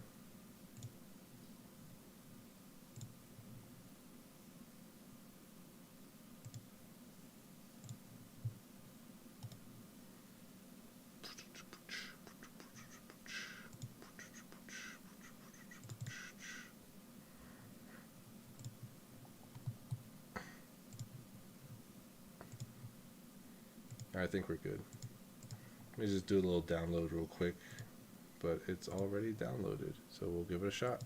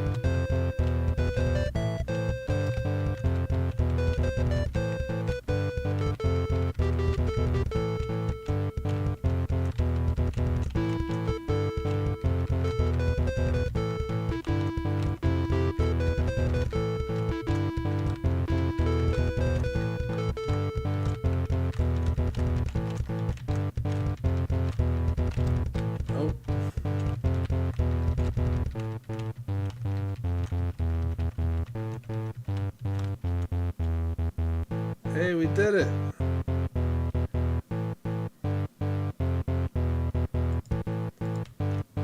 Let's try no hits.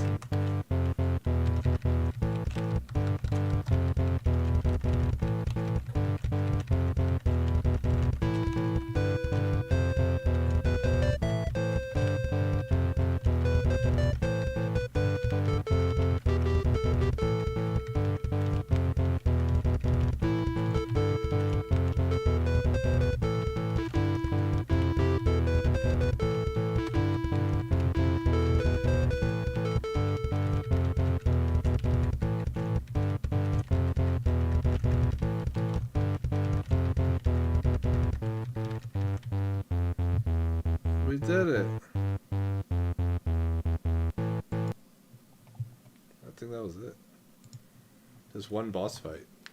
Um, I will say there is no health bar for the boss, so I don't know how much health they have.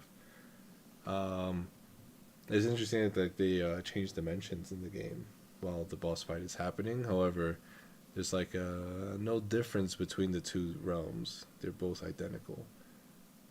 I've seen a few games in the past also suffer this as well, where they have two different planes of existence, but there's nothing to really differentiate the two of them besides a color difference. I also do notice that it's the bullets or the Wiz's electric blast does disappear when it does switch. Um, what else? The bullets seems like the player can collide with them. So I was a couple times riding my bullets where I would shoot the enemy and I would be able to jump up on top of the bullets because I'm moving faster than the bullets go. So I was able to just like ride the bullets, or also sometimes too, the bullet would push me into the boss, so I just kind of just get forced into him. So I have to just jump again to get away from the bullet. What else? There wasn't much platforming in the game. It was just very just walk to the door, and now you're at the boss. Pretty straightforward. So I guess this screenshot does show that off. Although I feel like there should be like a couple, like one with the player shooting and like one with the Wiz shooting. And again, too, having platforming bits for this would go like a very very long way. And taking advantage of the platforming bits for the two different dimensions, there being like maybe there's a wall in this dimension and the other one there's like a platform on this dimension or something, like simple like that. So that way there's a difference. So like, oh crap, we're in the blue world, now there's a wall. Or oh crap, we're in the red world, now there's a platform.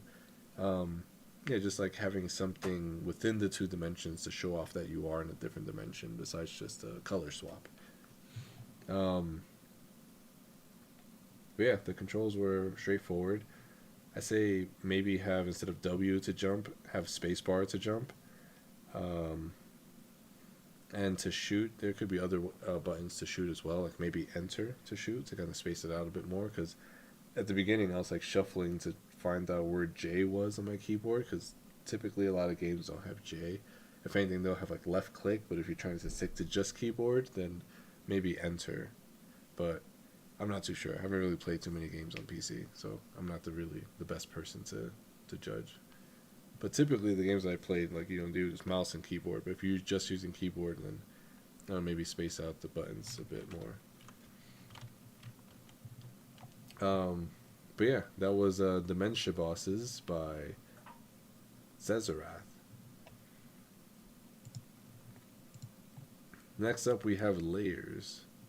This is a 2D puzzle game for the Interstellar Game Jam, submitted by Kiwi.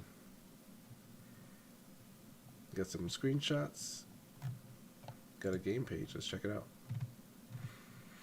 Made by K-Polar and Kiwi for the Interstellar Game Jam.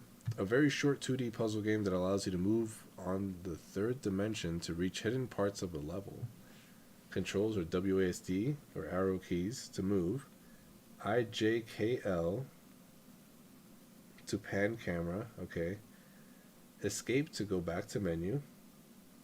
The game does save level progress, by the way. This was my first full game made in Unity, so have fun. Might update game after game jam if bothered. All assets made by Kiwi and K-Polar. Sick. Let's try it out. So there's a camera pan and there's also the movement.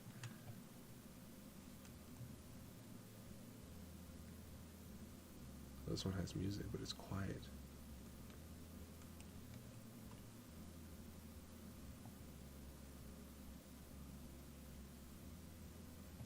Settings? Oh, there's a music bar.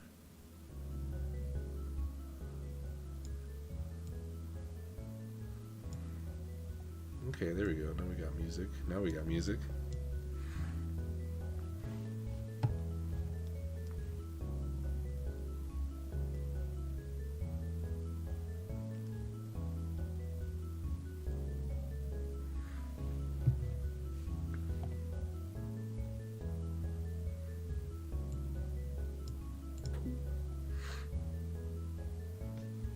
I like this.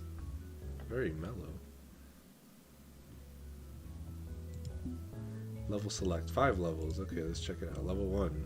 WASD to move. Oh. Hello.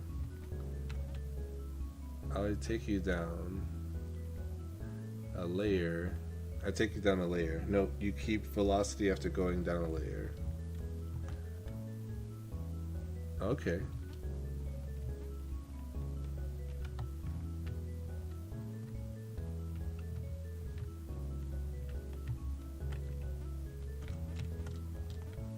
Okay, so you're bouncing off the walls to kind of get across your obstacles.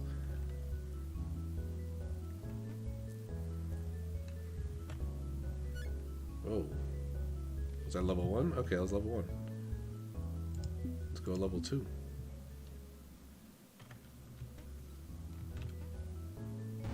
I am dead.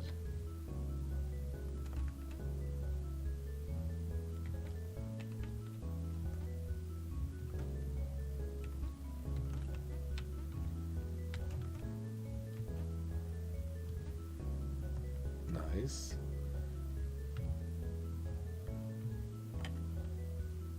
Uh-oh, don't go that way. Oh, and it keeps going too. I can see far.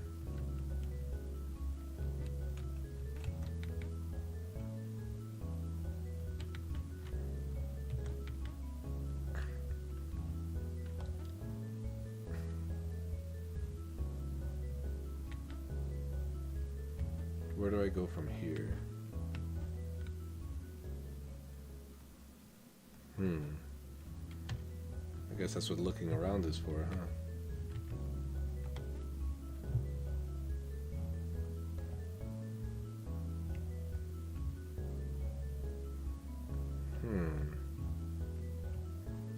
Maybe I went the wrong way? Or maybe I went the right way. Haha. Level 3, let's go.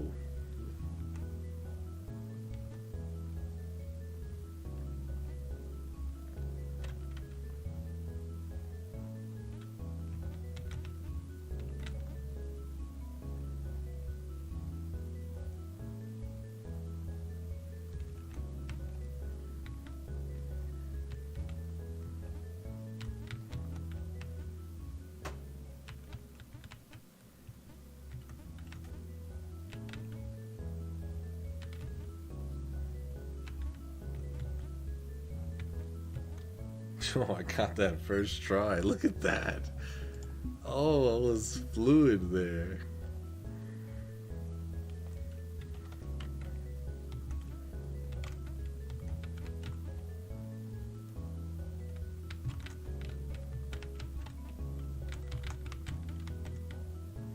Look at that.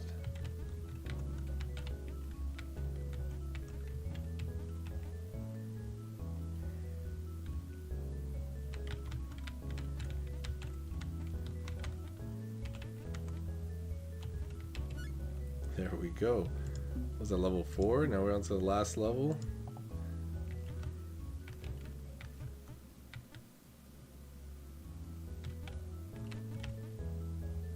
Uh-oh. Should have been aware of my surroundings. There we go. First death, last level.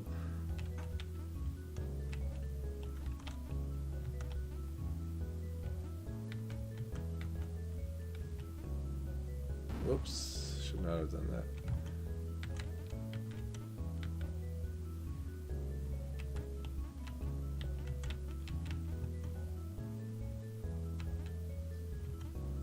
Okay, I can't go back up that way.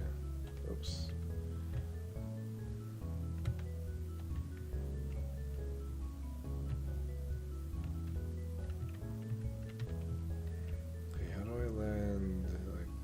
There. Land there. I have to go down here. How the heck do I go down there?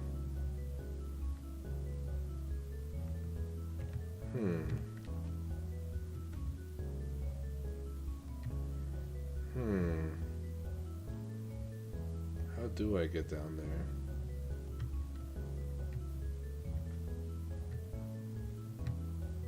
Up there.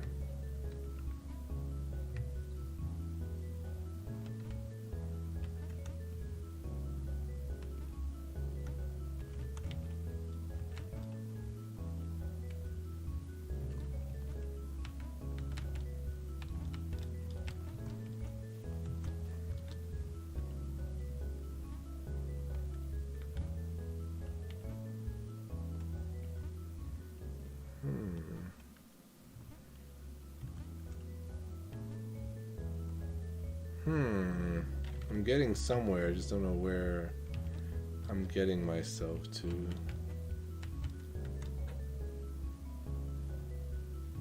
Getting myself here.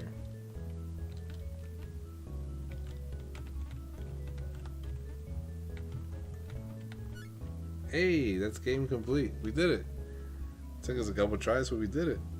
Easy. Well done.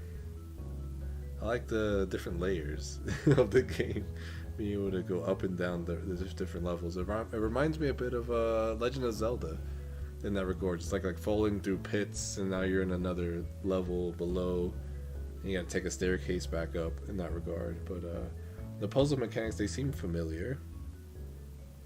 I feel like I've played games like it before, which is like on the earlier levels, I was able to just kind of breeze through, you know, just seeing like the level layout, and it's like, all right, cool, we take this past that path. But level 5 did a really good job at showing off like having to plan your steps ahead, because you don't know where you'll end up. So that was really interesting. But yeah, the music is nice and mellow. The mechanics are pretty simple. And just being able to kind of just go up and down levels like that is pretty cool. Kind of seeing like the end goal ahead of you, but not knowing how to get to it, because you have to go back into another layer and figure out how to get back to the one you were just at. There's definitely a lot of potential with this game too, like being able to kind of, you know, go nuts with the levels, and also like the level design too, like having different elements, like maybe in the future like having an object you can push, so by hitting it from one side it moves to another side, so it creates a path for you in another regard. Like there's yeah, it's different things you can definitely do to kind of, you know, build upon this if you wanted to. But yeah, that was Layers by Kiwi and K-Polar. Next up we have Minus World. Minus World by Matt MD, my entry for the 2023 Interstellar Jam. Again, we host this 3 times a year, every 4 months. So if you guys want to give it another shot, I'll try to have more interesting themes in the future as well. I like keeping the themes as interesting as this one was. You know, try to avoid simple themes. But yeah, Minus World. Let's go check out the game page. Got some screenshots here. Made for the Interstellar Game Jam 4. I wrote the game in Rust. Used the macro quad game library to render the screen and get keyboard inputs, and a simple 2D game utilities library that I wrote called XF. The level was built in tiled. Overall, I spent about 20 hours making the game. Wow, that's impressive. Controls: left, right arrows move, up arrows to enter door, down arrows to dash, requires an item, and Z is to jump.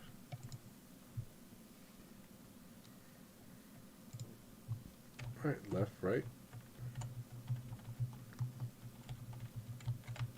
It says up is to jump. Up is to enter the door. Okay, so it's just left and right. Oh, Z is to jump. Okay. Treasure cave, this way. Door's blocked. Go this way. The game seems pretty quiet. I don't know if there's I don't think there's music or sound effects.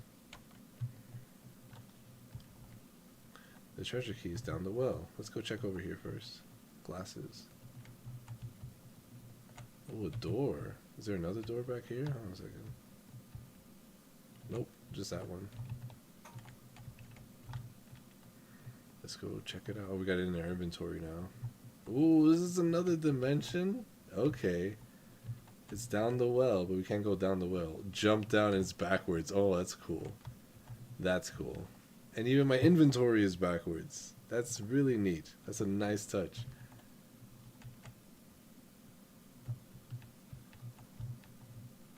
There's another door there. There's another locked door here. Now we swap back, and now we're in this new area.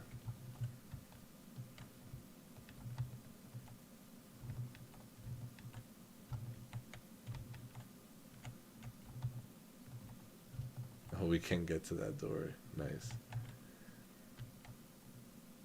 Use the gloves to climb walls. That's really cool.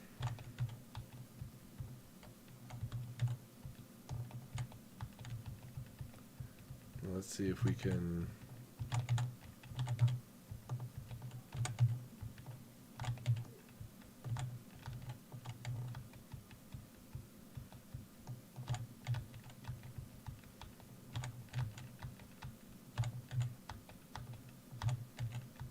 Okay, we gotta time the jump properly.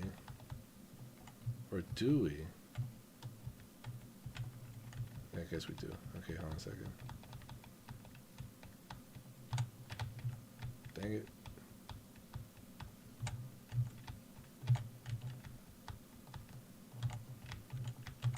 Dang it. I panicked.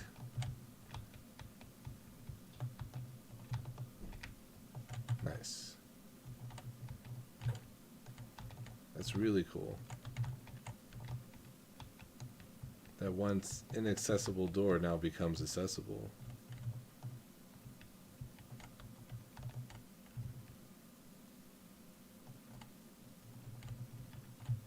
Oops. Oh, there's a checkpoint system. Interesting. Now we're in the other dimension. Is that cake? Is that a pie? Press down while running for a boost.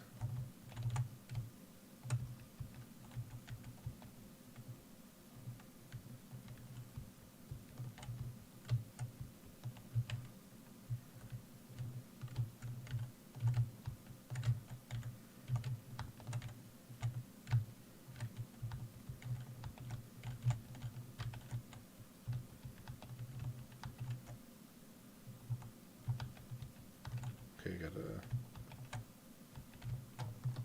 Oh, we glitched. We broke the game. We broke the game. We triggered a checkpoint in midair. Now we're stuck infinitely dying. Uh-oh. We broke the game.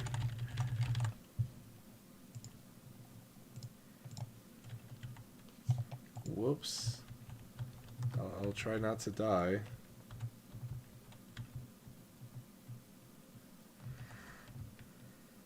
Also, what's water? Yeah, water kills you. I was hoping we like float or something.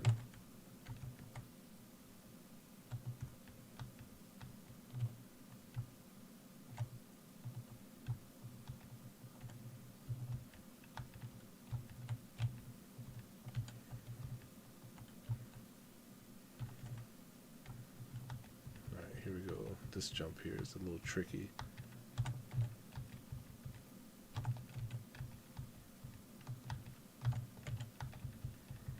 Time to jump just right.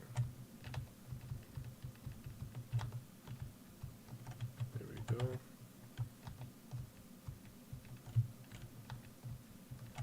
Try to avoid spikes as sometimes they break the game.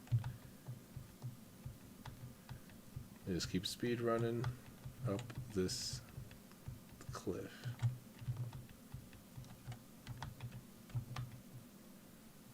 Let's go.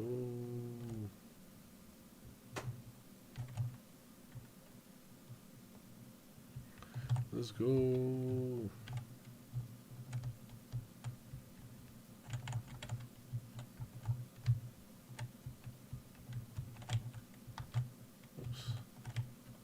Oops, try not to die there. It's what broke the game last time. There we go. It broke again. It broke again. It broke again.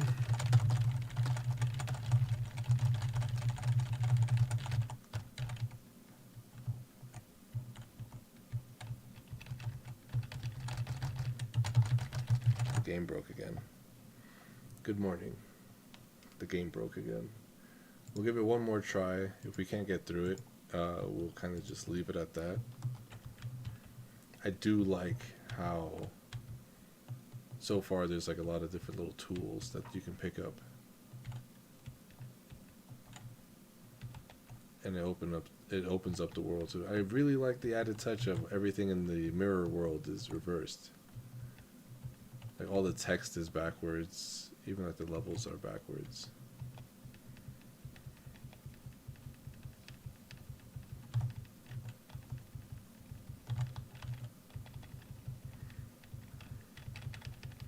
Just gotta get up this.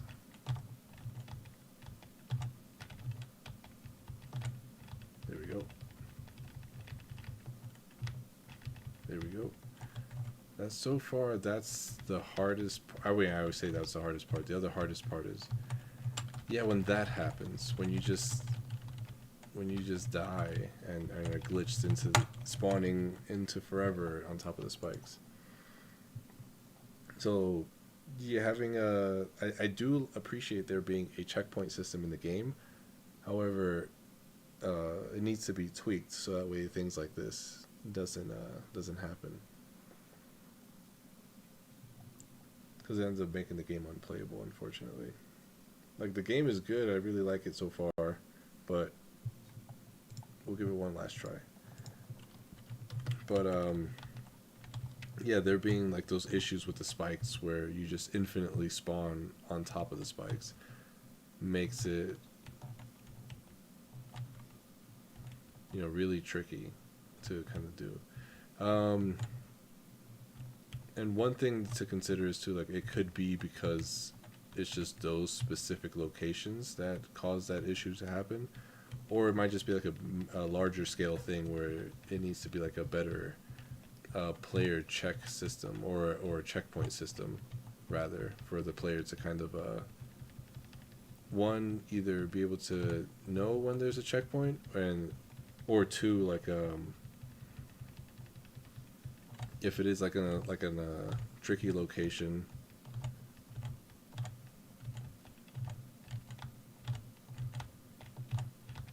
oh, there we go.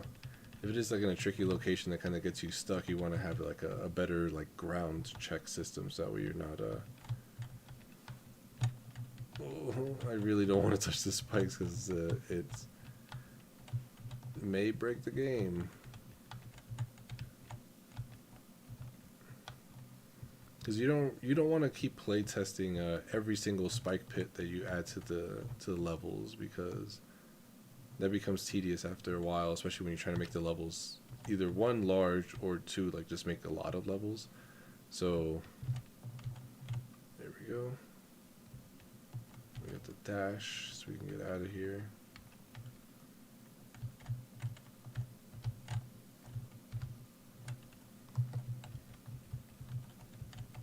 This is where the game breaks. Nope, not today. We made it. Oh, come on, don't die.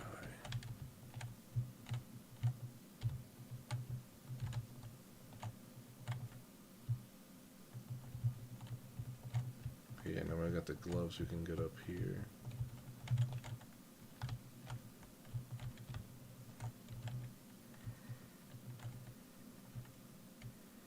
We're over here, nice. Oh, there's so many doors here, holy crap. Is this the end of the game? Are we close?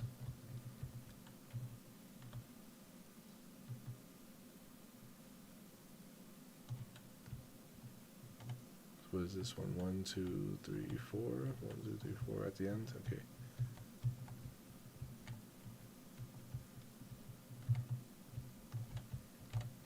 Alright, come on, we're almost there. I feel it. The end is near. Come on. We can climb this last one, can't we? So 1, 2, 3, 4. Nice. Now we got the key. Now where do we go?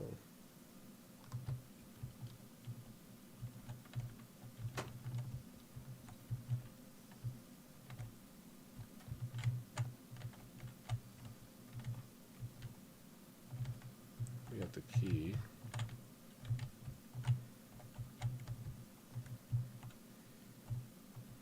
Glass for that door.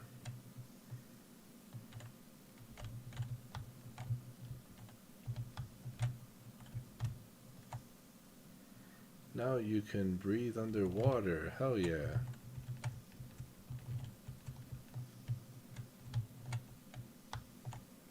Does that mean water is no longer a threat?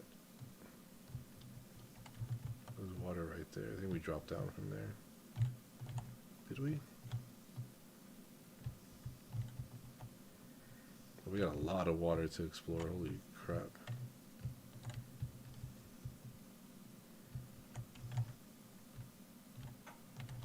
Came from there, okay.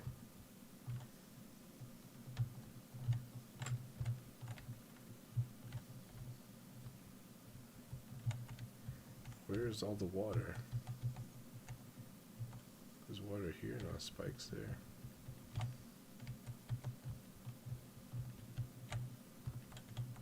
Well, there's that well at the beginning, right?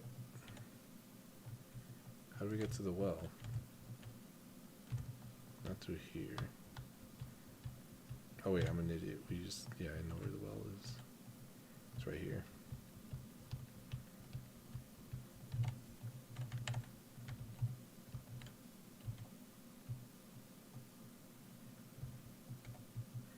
Now we got another key. I think that's for the main door in the beginning of the level. And I think we're done.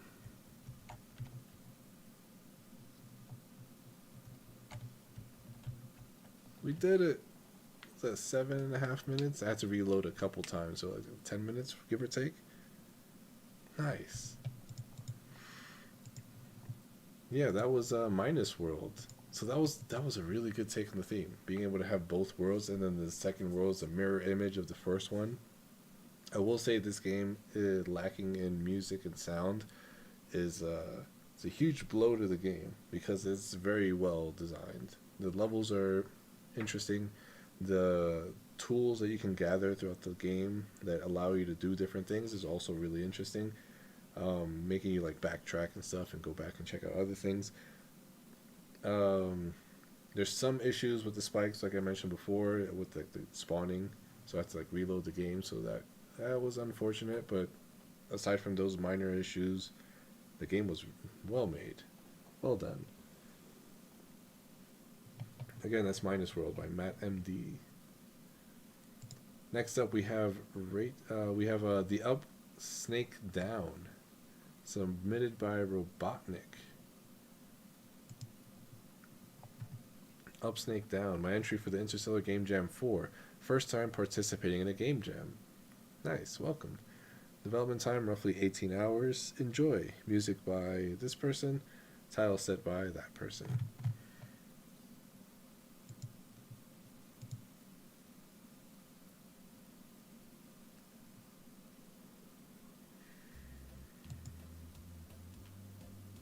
Oh, it just starts. There's no controls listed anywhere. Space.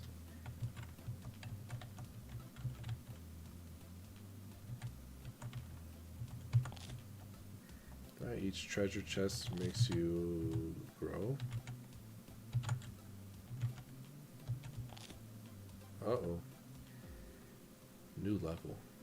Oh, and the controls are reversed. Uh-oh. You grow a certain size and the controls get reversed. That is interesting.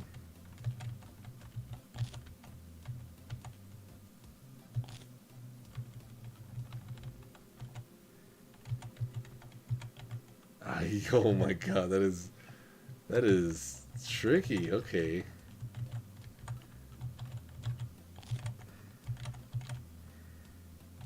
Just like take everything you know about Snake and flip it upside down.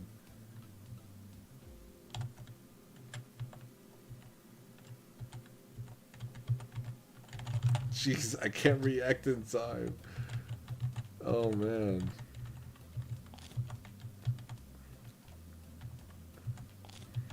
I like how the music changes too. I wanna go. Wait, what? Is that an enemy I'm just trying to avoid? Oh my, is everything backwards? I'm not supposed to eat the stuff. I'm just supposed to survive.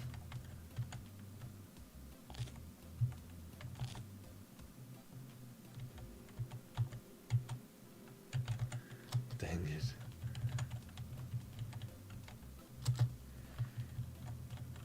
Alright, just gotta survive.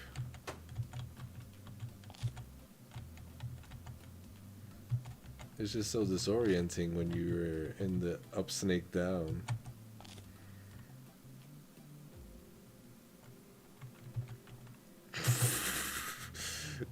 It's like instinctually, it's like I don't want to go up. So I have to go in the direction I don't want to go in. Okay, that's... Oh my gosh.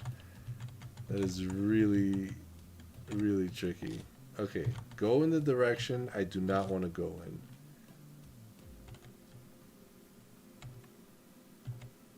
Dang it. Even with that in mind, it's still tricky.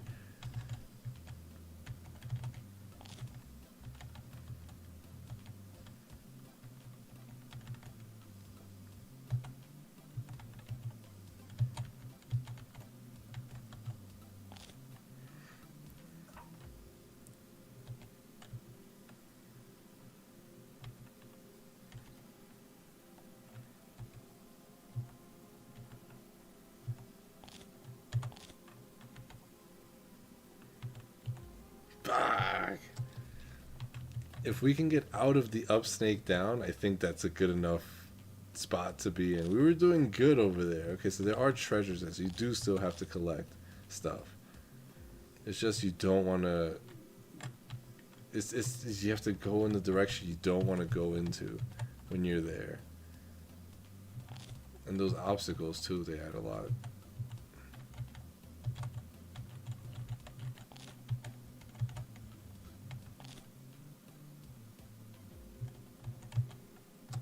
Dang it. Oh my god.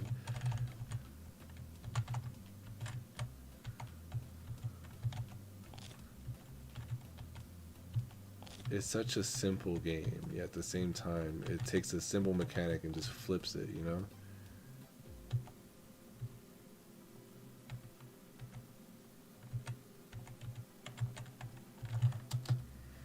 Dude, I cannot.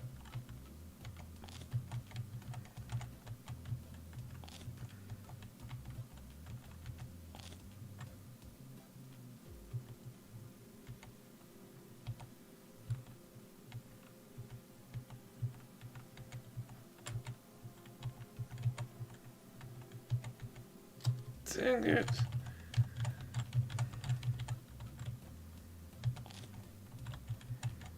This is like a freaking psychologically damaging game.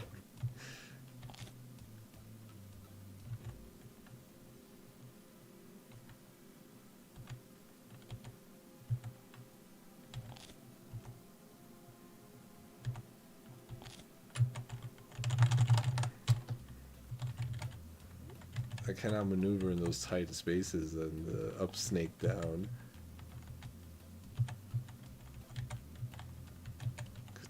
Fucking just...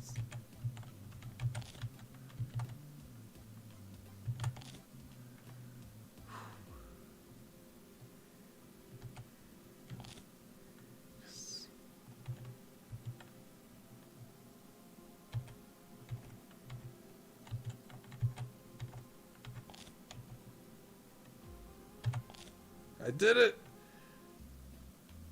We did it. We leveled up. What is this? We leveled up. We made it out this UpsnakeDown, and we got a freaking level up. We want shorten, lucky, or greedy. So shorten is length is 5 instead of 8. Lucky is evade chance. What? And greedy is score multiplier. I didn't realize the music dropped. I'll probably do it with lucky, honestly, because I don't care about my length right now. I care about not hitting stuff. So we'll do that one.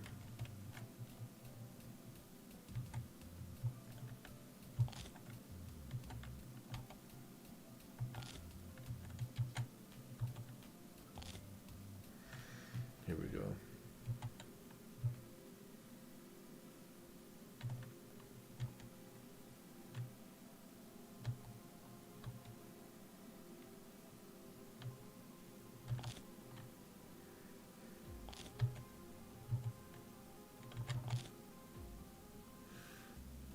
Oh, we leveled up again. We go for shorten. Evade chance even higher. Probably evade chance. Okay, now we got the hang of it. Oh my god, and there's leveling up you can do too, which is even more interesting. I also like how the UpsnakeDown not only reverses the controls, but also too, it adds these obstacles here as well. Well, so much for 30% evade chance. We'll let this song play out too, because I feel like this song also has a beat drop at some point. So we'll let this one play out for a bit.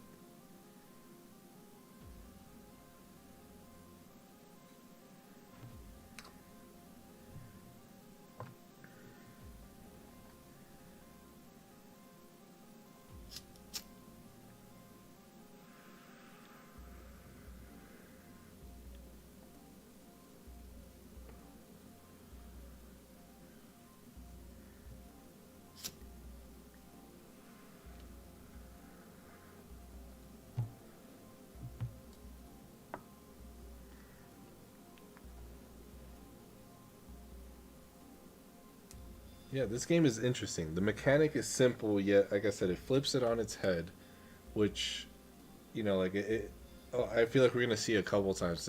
You know, like right up next we have Chaotic Pong, which is again is another simple game. But sticking to this game just for context sake, having the UpsnakeDown where you get a certain amount of treasure chests, and then you go to the UpsnakeDown, you have to collect another certain amount of treasure chests, and after surviving that area, you get a level up. The UpsnakeDown adds obstacles and flips the controls around, which is crazy. You know, like it takes some getting used to, but like once you've existed in that realm for long enough and you make it out alive, that's pretty damn cool. Really interesting take on the theme. Really interesting take on the theme. The music's pretty cool too. It also changes between both those dimensions too. That was really cool. I want to see like what happens if you keep on going and maybe potentially get like 100% evade chance. Then that'll make the UpsnakeDown a lot easier. But also too, you still have to deal with the reverse controls and everything. But yeah, really well done game. Nicely done. Next up, we have Chaotic Pong. This is a game I was telling you about earlier that had the GIF as the title card. So whenever you put a link to the game, you automatically see the game in action, and you're just like, this is pretty cool. And that's why I think this game has the most ratings out of this bunch that I'm playing. I might be wrong, but yeah, just this fact that it has 16 ratings. I mean, we can check here. We can sort this by most rated. And look at that. It's the #1 most rated game of the jam right now. By two ratings. And since this is a small jam, the ratings are pretty low. But yeah, the #1 most rated game at the moment. And I think it has to do mainly with that GIF. Like if it wasn't for that GIF, this game probably would have had less ratings. But aside from that, let's jump into the most rated game of the jam. Let's check out the page first. Chaotic Pong is Pong, but the multiverse is collapsing, and everything is falling apart, and now different parts of the arena are merging together, affecting the game in super crazy ways. But you still gotta win the game. You can't let him beat you like this. Your ego won't let you. Fight. Fight. Fight until your last breathe. Fight until your legs give. Fight until your enemies fall or perish. Made for the Interstellar Game Jam 4, Another Dimension. How to play. Player 1, up and down arrow keys to move. Player 2, if playing local co-op, W and S key to move. Additional credits, music by Fox Energy. If you like my stuff, check out my other stuff. Let's see. Up and down, right? That's it.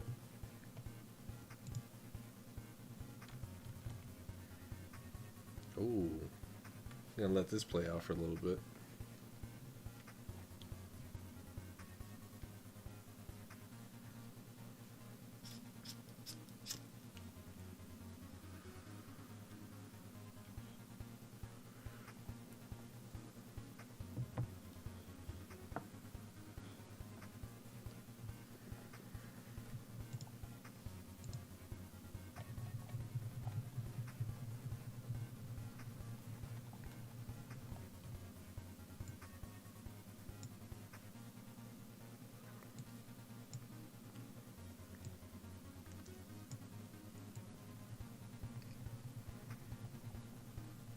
There's a slider up here. I don't think it does anything. Maybe it's a difficulty? We'll just crank it all the way up. The song's still going. It's probably going to play in game. But I just, jeez. I can't just play. I gotta let this play.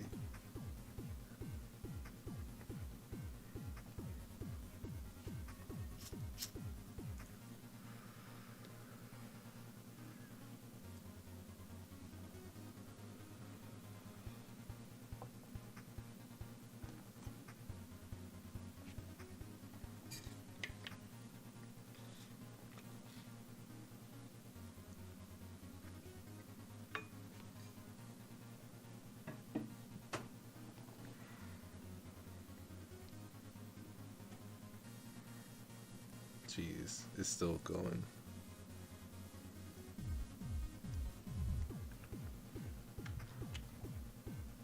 I think it just reset. Oh, I lost.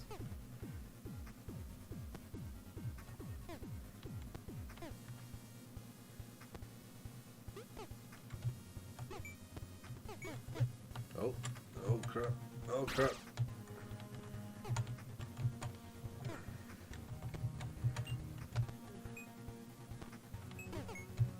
Oh.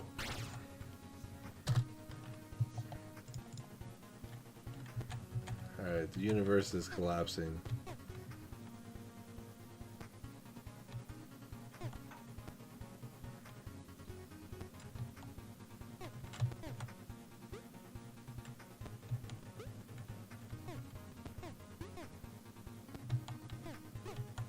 Oh crap.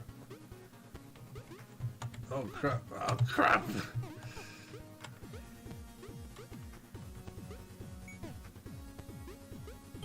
I like the sound effects too. Like each different thing makes a different sound. Nice. Nice.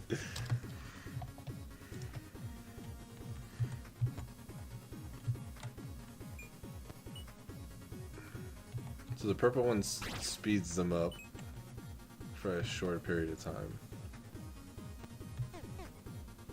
The green one is the curveball. The red one is the split ball, which does all kinds of crazy stuff.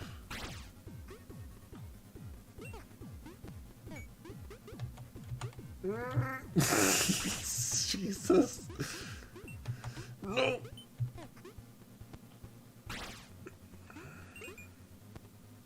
No. God damn. No. Stalemate.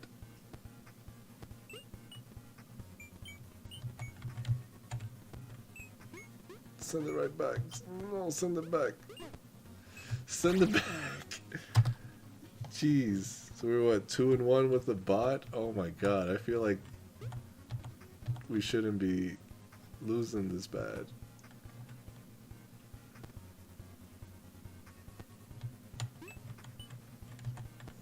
Alright, come on. Send it back. Send it back. Nope. Go that way.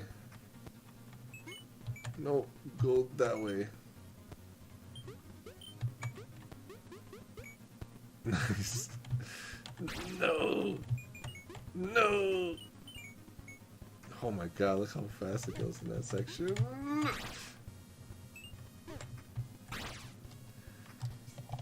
We're gonna win one more before we give up.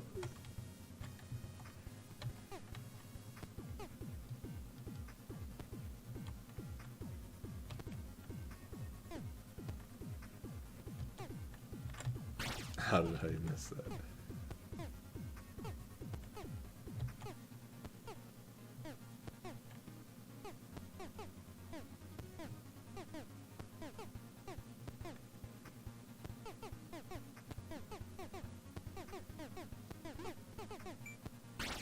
Son of a bitch.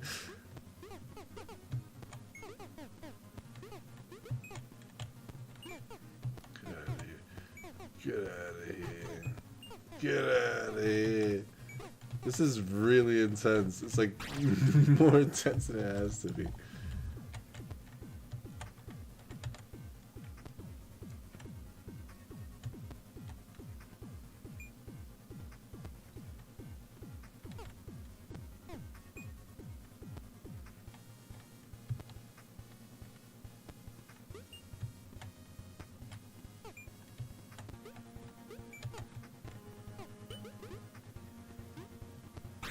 Nice.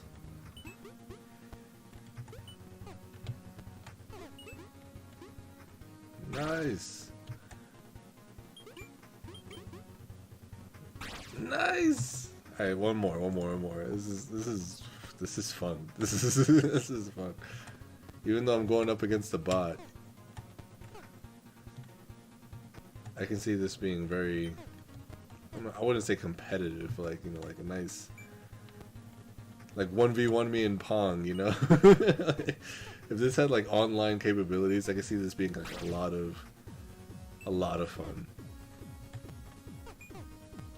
Like there's like a indie sports games, like what's it called? It reminds me of like iDarb or hashtag iDarb, which is it was like connected to Twitch. Damn it. It was like connected to Twitch chat, so the players can interact with the game. I feel like this is one of those games where if it's like two Twitch streamers like going at it 1v1 in Pong, if it had like online capabilities like in that regard of just being, you know, just multiplayer, and the streamers being able to stream the game and just like, you know, watch each other play the game against each other, and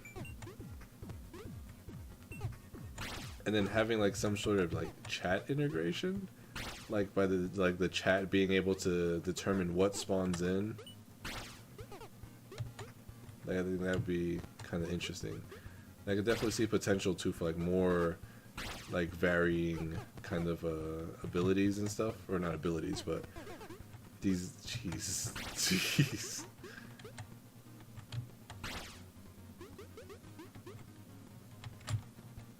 Those sideways shots just get me. I don't know where to go.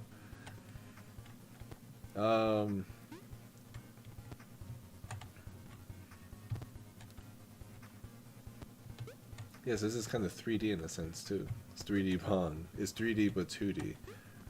I'd say one thing that might be useful is to show the trajectory, like what your goal line is. Not a trajectory, but like the path that you can take as a player. I feel like just showing off that path right there, like where I can move, so I can better like aim my defense. since it's 3D, it's kind of hard. It's a little tricky to kind of determine like what the plane is because there's like a moving background. So it makes it a little like, I'm not saying I don't like the background. The background's really nice, but having a little dotted line that shows off like where I can move, or like a trail that shows me where I have moved. I'm not sure what I'm trying to say, but like maybe like something to indicate where the goal is.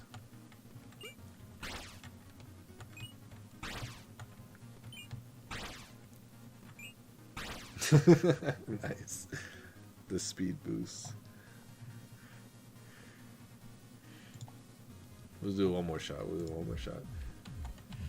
But yeah, this game is a lot of fun, and I could see people, if it had online capabilities, just being like, "Yo, 1v1 me in Pong right now." And this is like one of those games that, you know, takes a simple formula of just ball going back and forth and just changes up how the ball moves, you know, how the ball behaves, so making the players kind of be on their toes.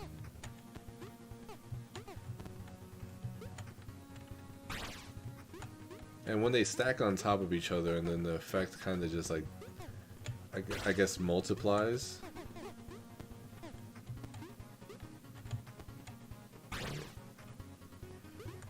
The effect kind of like multiplies, and it just starts going nuts.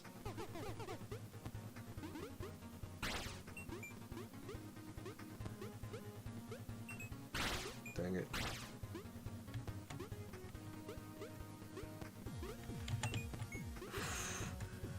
No. Oh.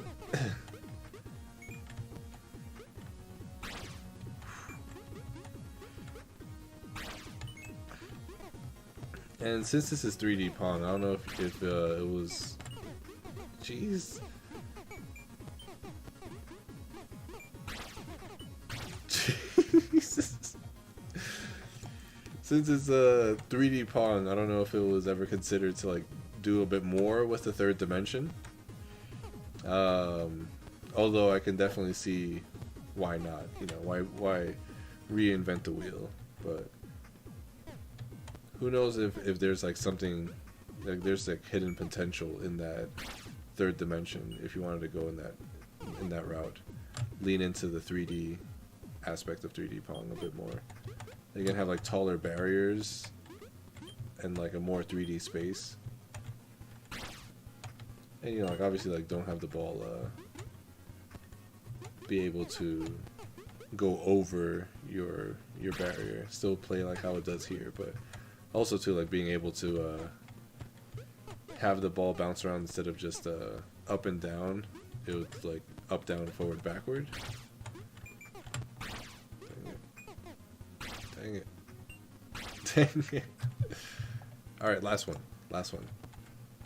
But who knows if there's like some untapped potential in the third dimension if you wanted to go that route. Maybe something to just experiment with, not necessarily, you know, have to do that, but it'd be interesting to see what would happen. So I always wanted to make a 3D Pong myself. Make it probably like third person or something, I don't know. Third person Pong.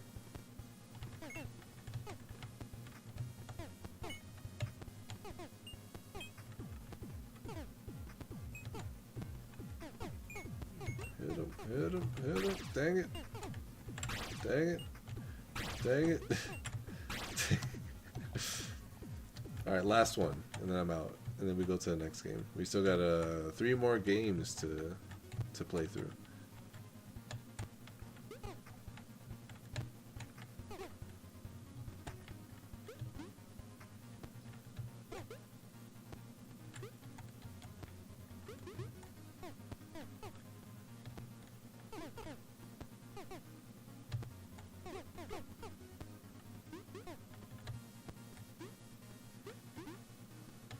This is intense.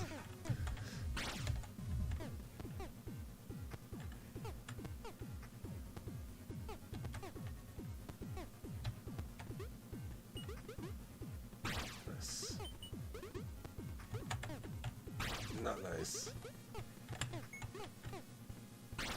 Especially too, it's not like a point system either. It's like a tug of war at the top of the screen.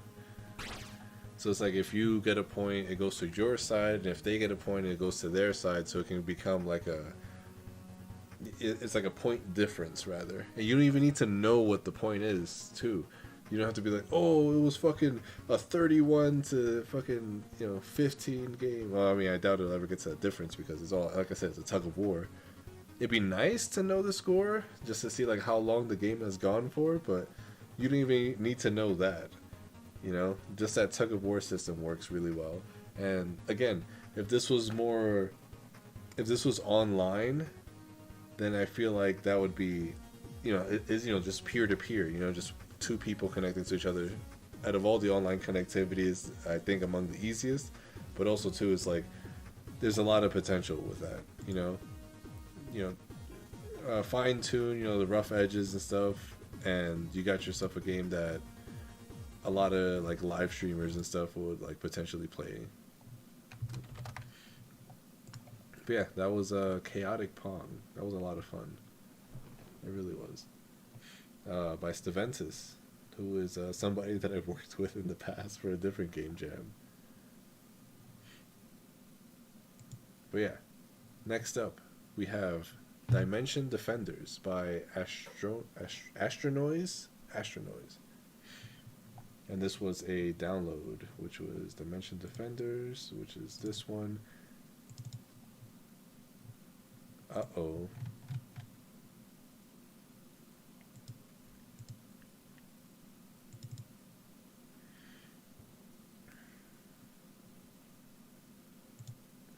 Data actually executable. Does this game not run?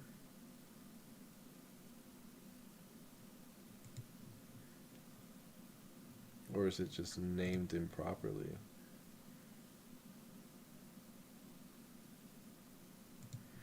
I think it's named improperly. So let's rename this, and if it doesn't run, then we cannot play it.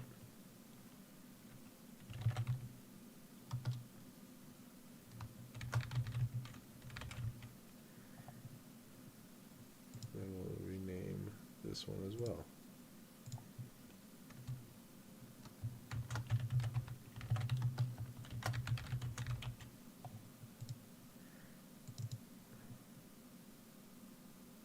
Give it a shot. There we go. Just a little. Whoa, that's loud.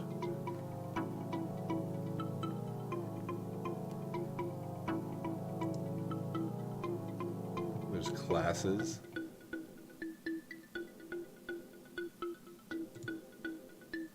Oh, it's a team builder.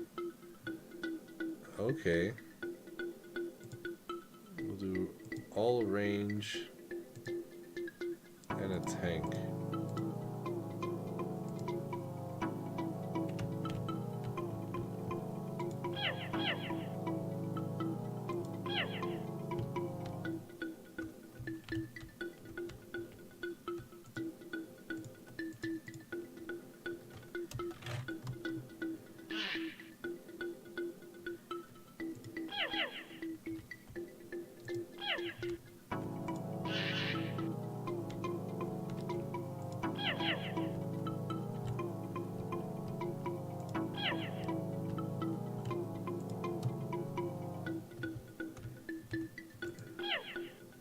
Nice. We lost an archer, but we got a good thing going here.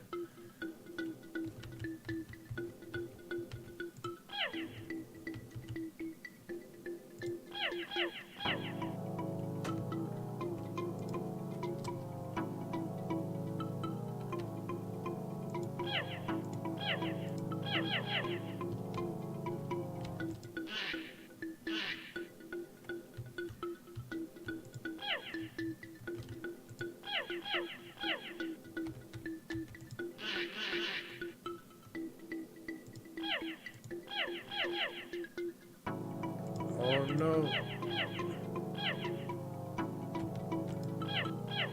Oh man. Okay, so it's a team builder, okay. This is not bad. Okay, we won't do a medic. We don't need medic. Get 2 ranged. Actually, we'll do 1 medic.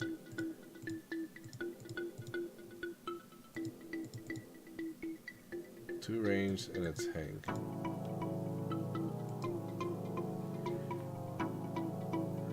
I don't think I chose a medic.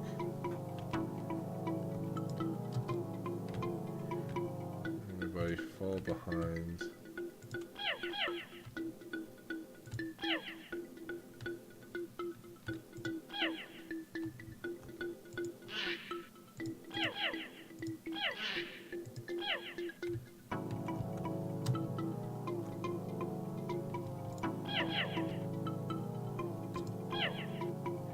Alright, we did it.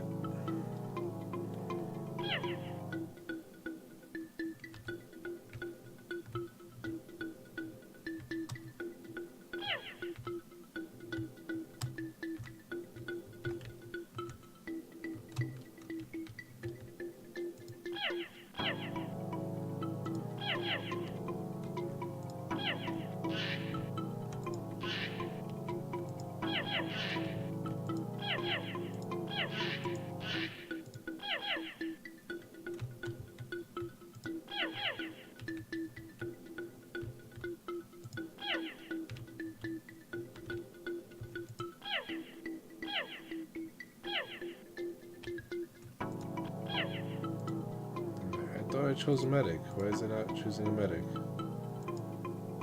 Tank, range, medic. There's no medic.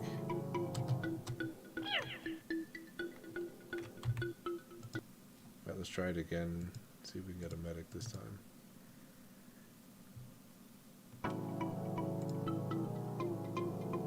Alright, we leave it default. There's the medic, okay.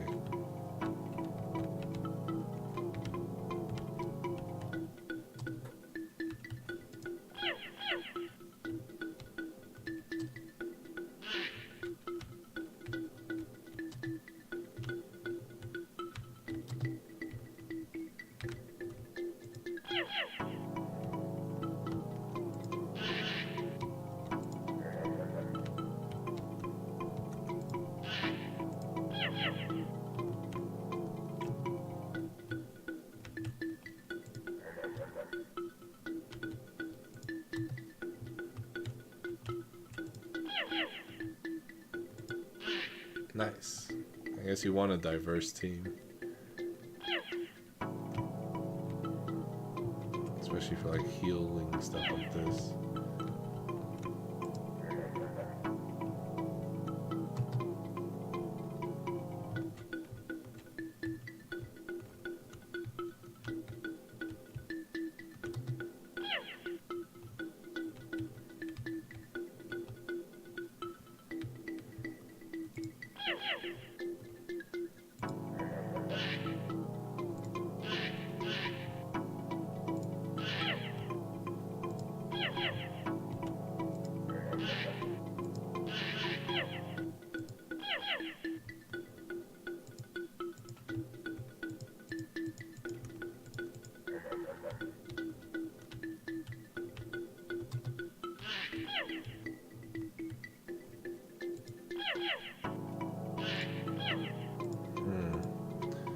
You just gotta stay behind the tank at all times. Even this guy.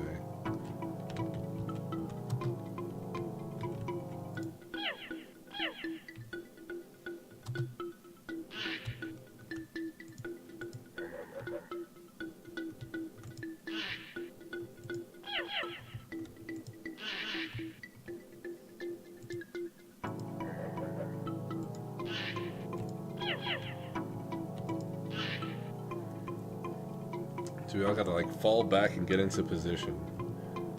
Even the archer.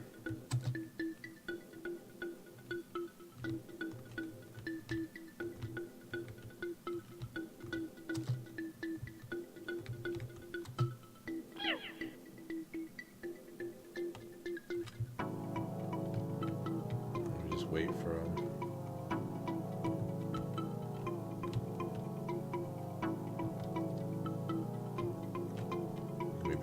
Shut off. Get over to here. Alright, let's start wailing on this guy.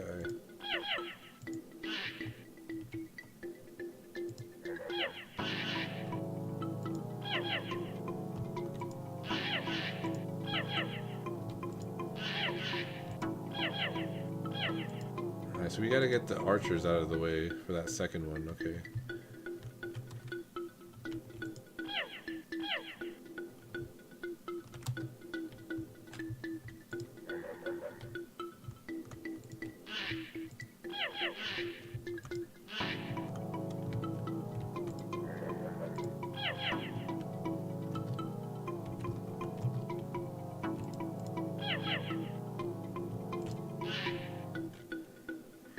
Really gotta move back too. Okay. So we gotta like retreat into one direction. That's just unfair.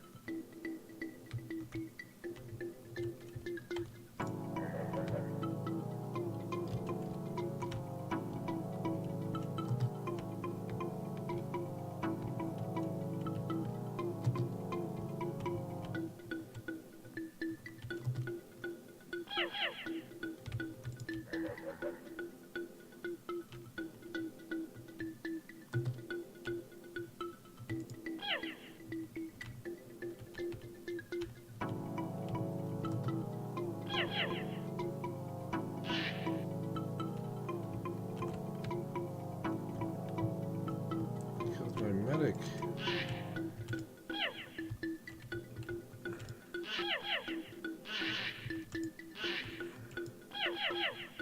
They killed my medic. Damn, you can't even get past level 2. How do you get... Okay, so... I feel like you want 2 tanks and 2 ranges, potentially. It didn't even do that. Is there a save button? Just kill everybody. Let's see if there's a save button.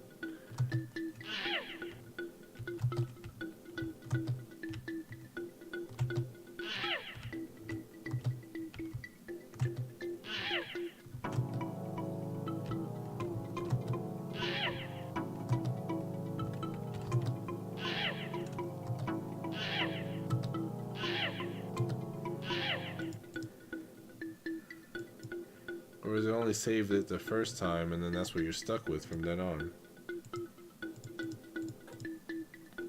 Seems like it.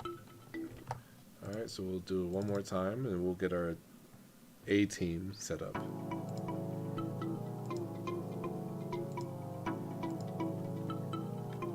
Alright.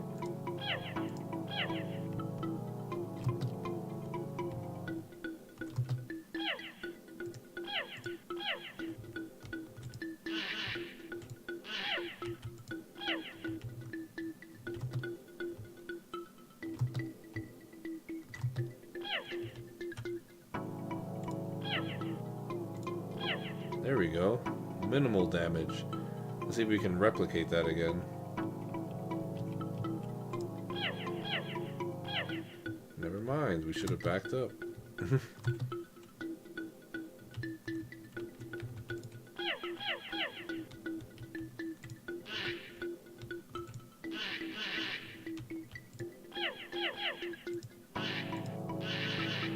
Everyone's just missing.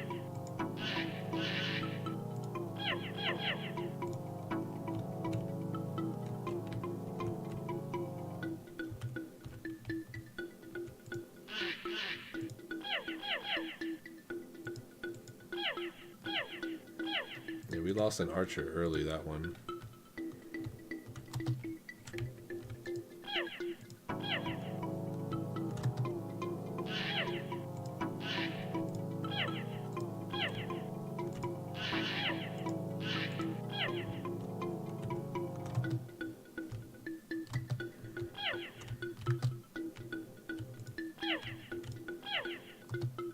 Alright, wave 2.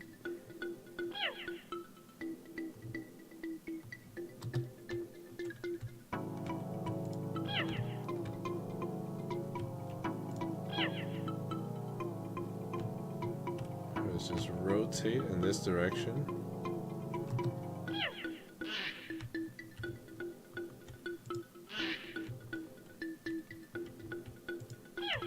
rotating, keep rotating.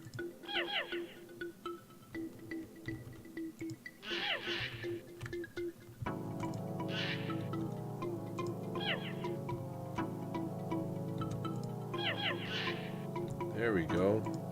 Now we push.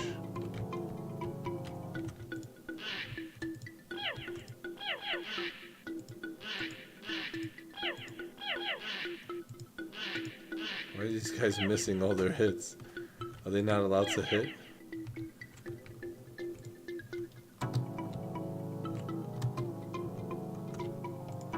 Nice. Wave 2 complete. Alright, now it's time for wave 3. This one's going to be a problem.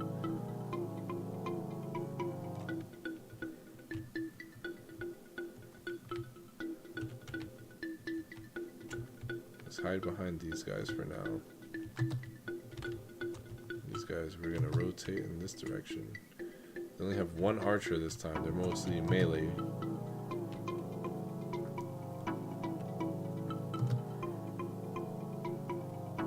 Yeah, 2 archers, never mind. Let's just get into position.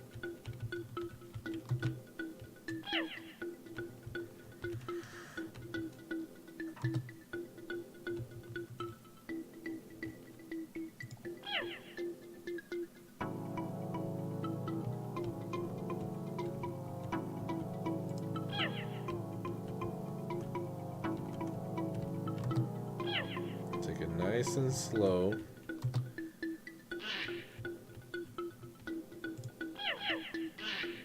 Uh-oh. Did they take out one of my archers? Or one of my guys.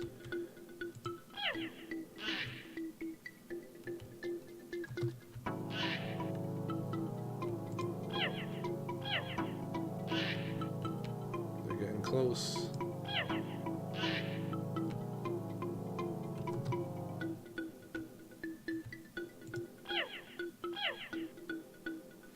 Keep backpedaling.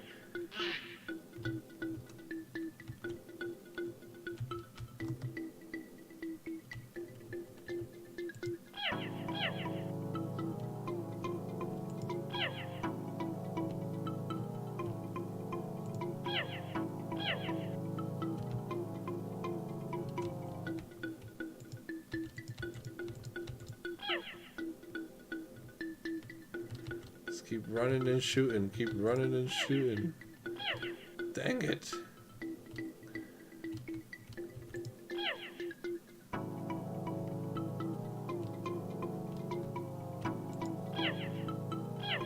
Dang it.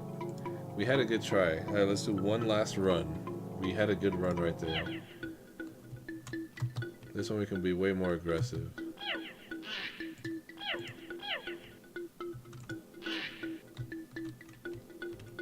Have this guy beeline it to that guy, and then you guys just run over there.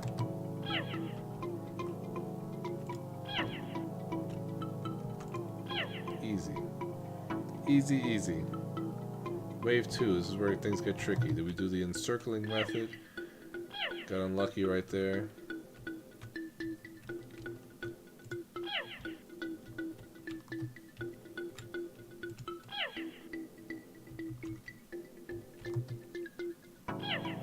Got one of my archers, dang it.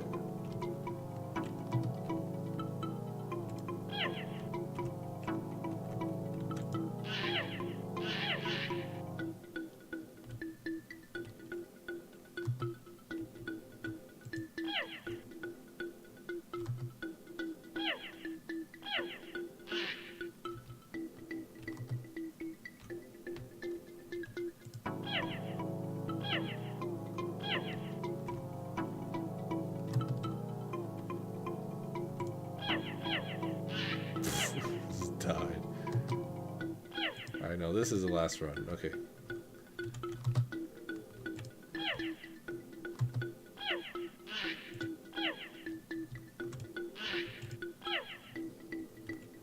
Like tanks don't do damage to other tanks, which is unfortunate.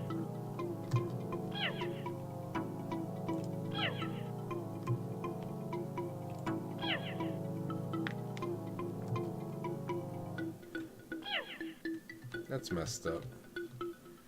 That's messed up. You gonna shoot my friend like that? Screw you.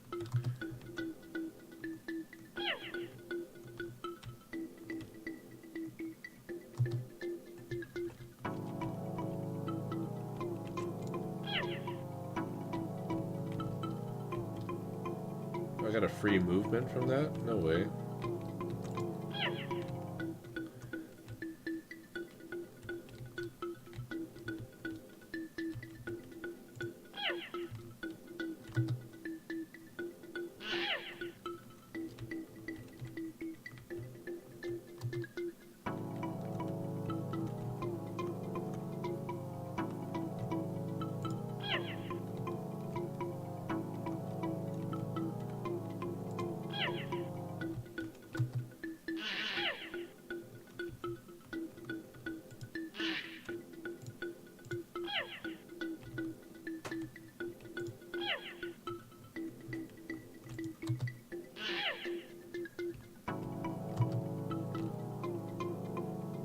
Nice.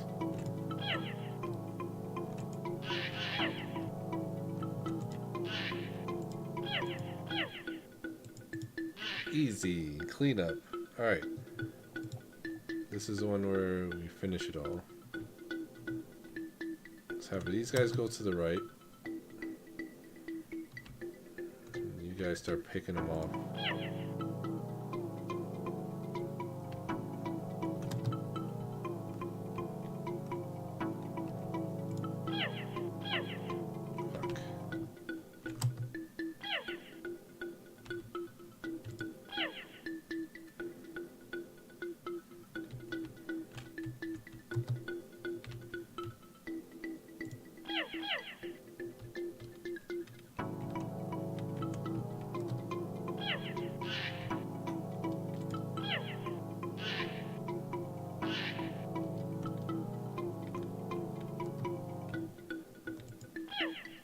Just run and shoot.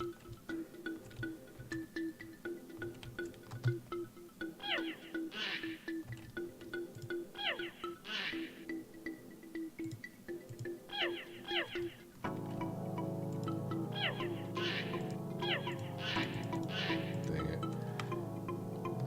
Alright, well that's Dimension Defenders. It's a pretty interesting game. I like the team building aspect. I just wish it allowed you to save the second time, because you only get one try to build your team. So you have to keep exiting the game and reopening it to reassemble your team. I had something good going right there. I probably should have just done like one tank and a healer perhaps, but at the same time the healer would die in like one hit, so it wasn't really cool. Anyways, that was Dimension Defenders. 2 more games to go and then we're all done for the night. Tomorrow is going to be a double feature, I suppose, with twice as many games. I'm probably going to take a break halfway through that stream to kind of just keep myself going, because it is going to be a lot of games. But I am off tomorrow, so that's why I'm doing it today, and tomorrow I'll be having a lot more time to do the rest. But next up we have Hidden Shadows by Dardasaba.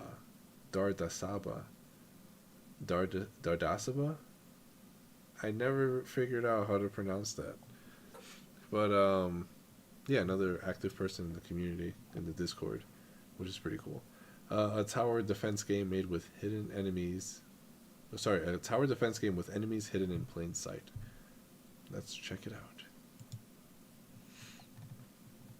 Note the web version is laggier than the downloaded one. Download for the best playing experience. A crossover between a tower defense game and a resource management game. As a light father, your mission is to keep the light castle safe from the twisting shadows. However, the shadows camouflage themselves to look like innocent lightlings, and the only way to expose them is to enter a limited time shadow dimension vision. In this game, everything costs shadow essence. You must juggle your essence between shadow visions and buildings. Buildings cost essence to build, but in return have a positive effect on the gameplay, from passive essence income to slower enemies. The game was made in less than 5 days for the 4th Interstellar Game Jam. The theme was another dimension, which is implemented through the different vision dimension that exposes your enemies. Music credit, sound effects credit, font credit. Nice. Let's try it out.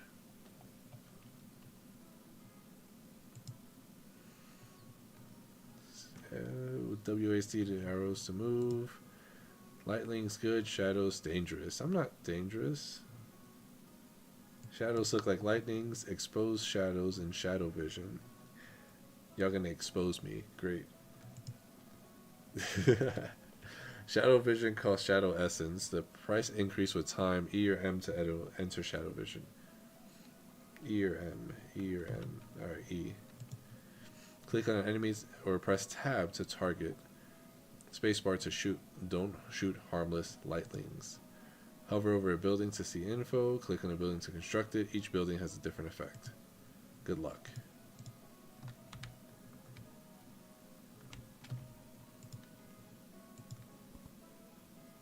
I don't know what I built.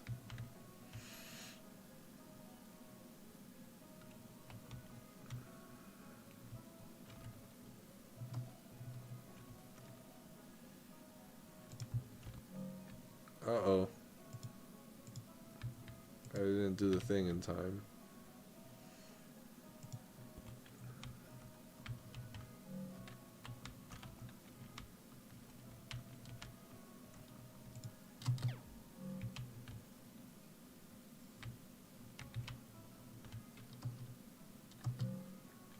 Uh-oh.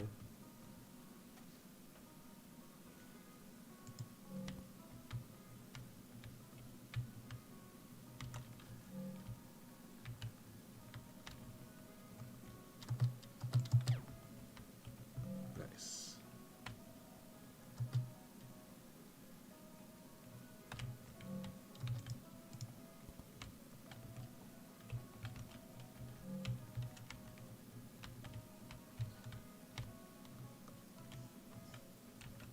Where are the bad guys?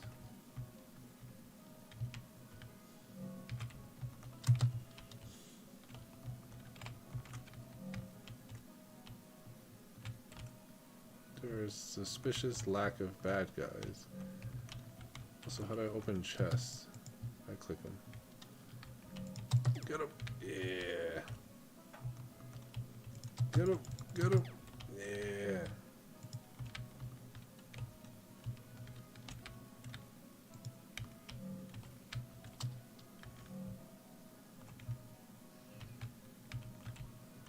Oh, these things get a little bit in the way.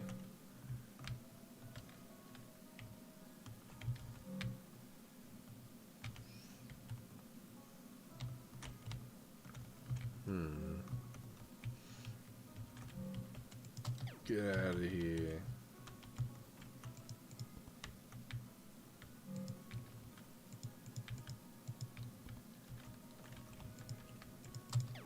Oh. I didn't want to take any chances. Uh-oh.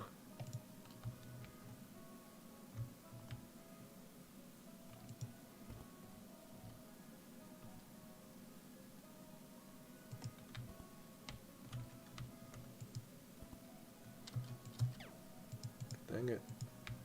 What do these do? Okay, generate combination of light energy and shadow.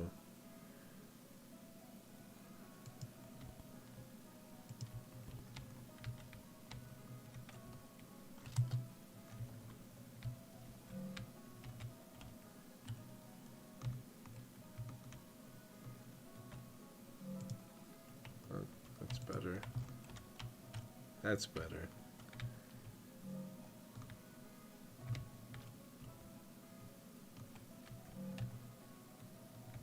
Hey, get out of here.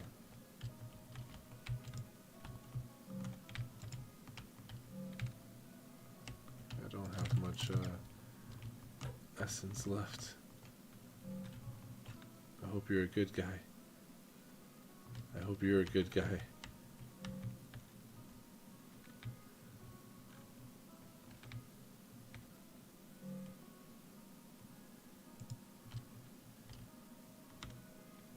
I don't think I have enough to see them anymore.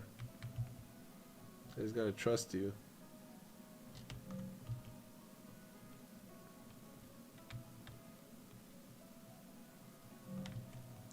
I don't trust you. I trust you. That was luck. That was pure luck. I don't get any essence from any of these guys anymore. I've spent it all on slowing them down. Yeah, I knew that was going to happen. It says build now. Slow them down. 30 for everyone I defeat. Gain it over time. Now let's start. I like the gaining over time one. I feel like maybe we should start investing in that a bit more. Probably from the start, honestly.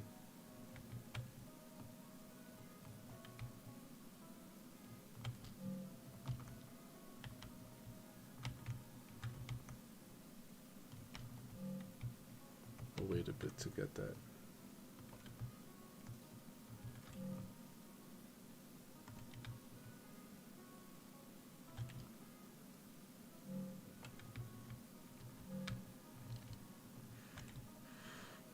And where are these guys coming from?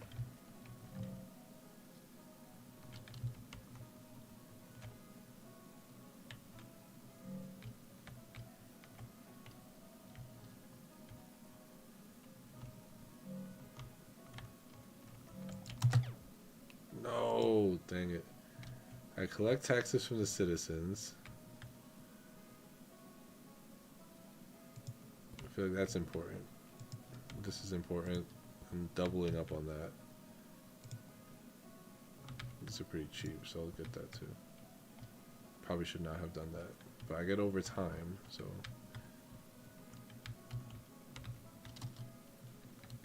Oh, I already lost.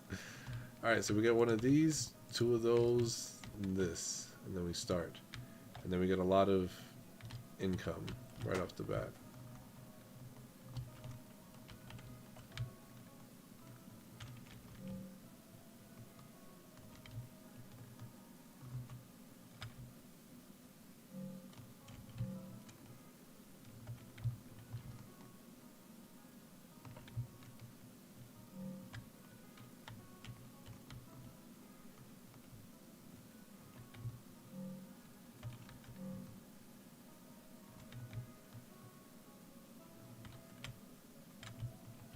Do I get another tax building? Probably.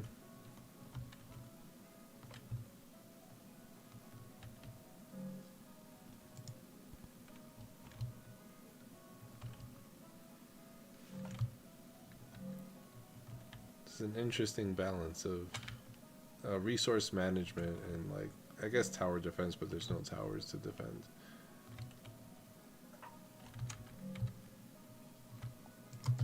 Get out of here. Hey, get out of here.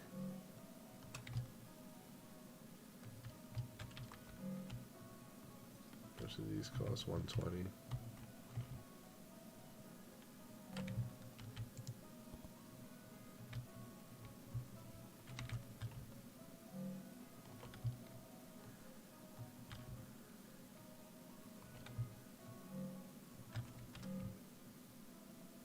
Yeah, check them all out. You can't leave any stone unturned, you know? Get out of here.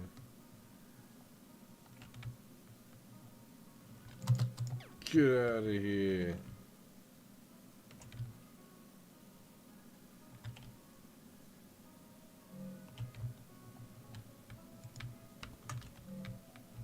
We'll keep taxing them.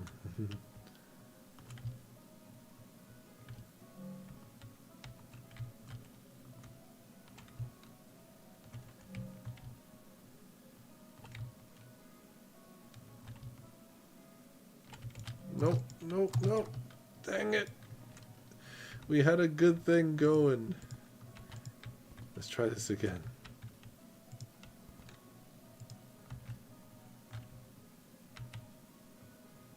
We need to maximize our income so we can see more.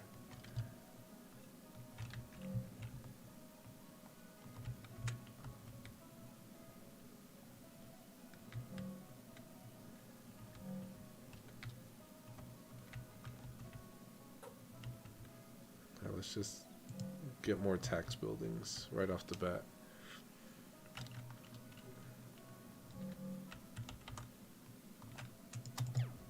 Nice.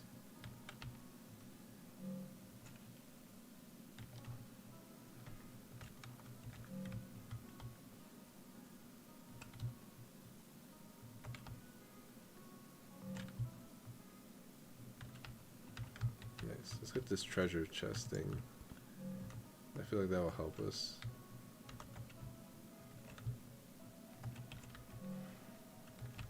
Why can't I use division? There we go.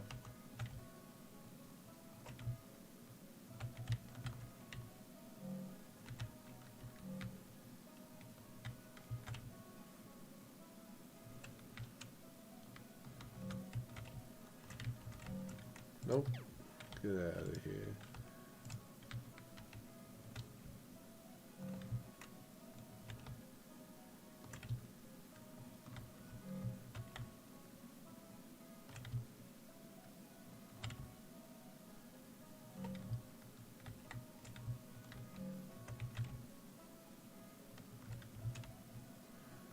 We're doing a good job. Get out of here. Get out of here.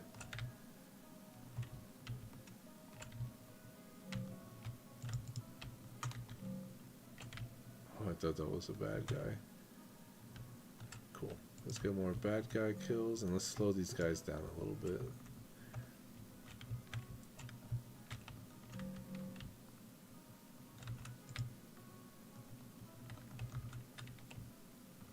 Increase this shadow dimension time by 2 seconds. No! No! We had a good thing going.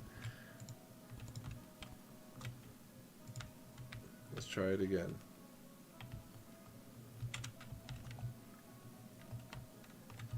We need that passive shadow essence income.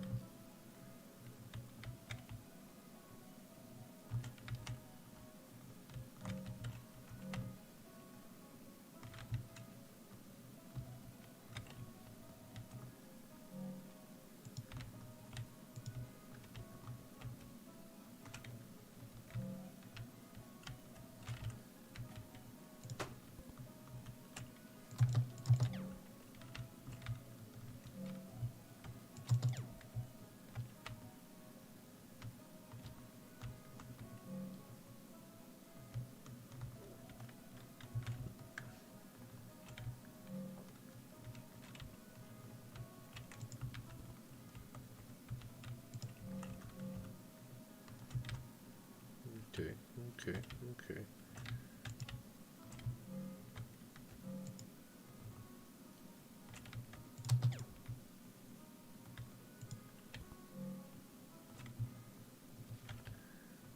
Alright, let's I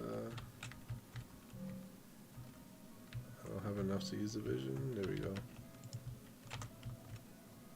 Sometimes the vision like glitches out and I can't see nothing.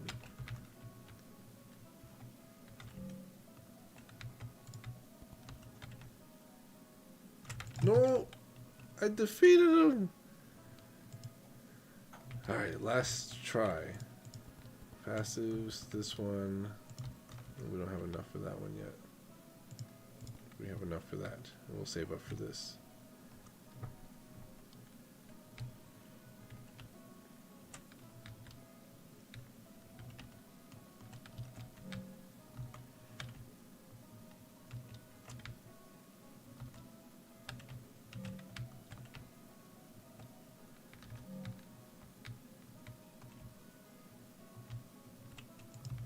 The notifications are quite large. I'll save enough for that. What am I doing?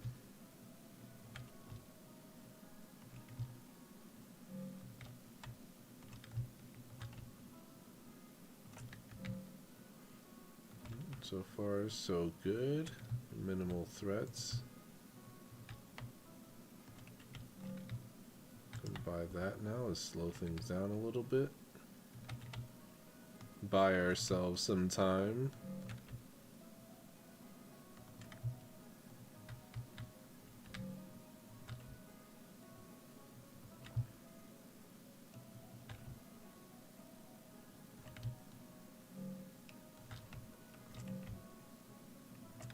Feel like a really chill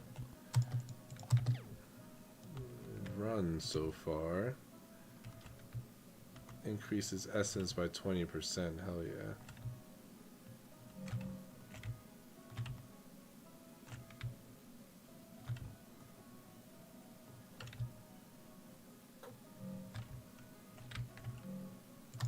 Get out of here. Get out of here. Get out of here.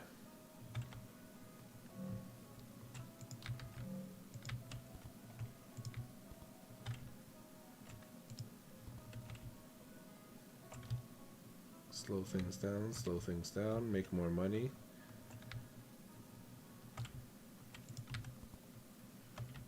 Alright, here we go, new wave.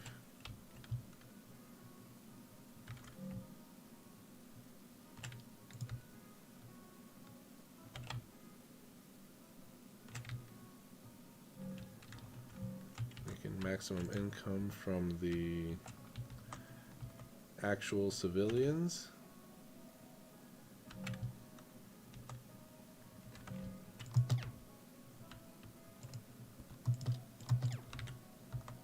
And we just maxed out our community. There's nothing left for us to build. We did it. We just gotta beat all 10 waves. That's what we gotta do. We're on wave 6.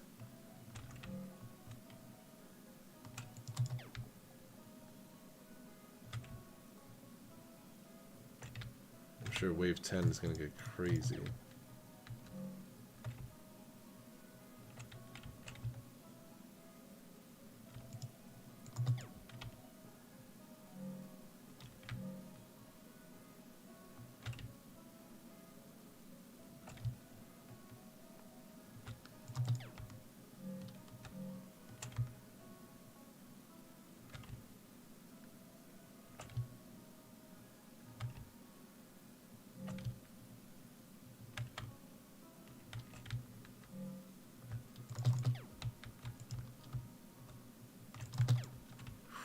Was close.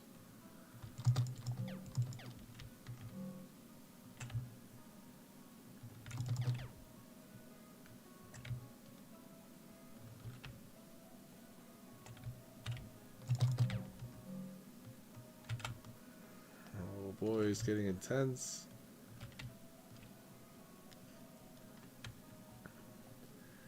We got what? We got 2 waves left.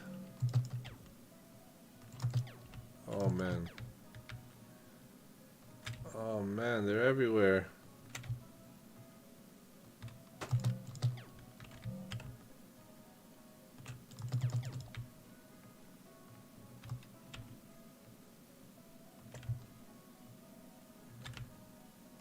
Oh dang, we're already done with that wave. Okay.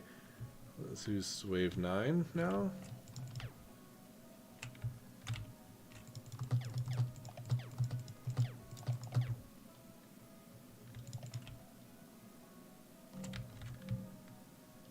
So many bad guys. Watch wave 10 be like nothing but bad guys.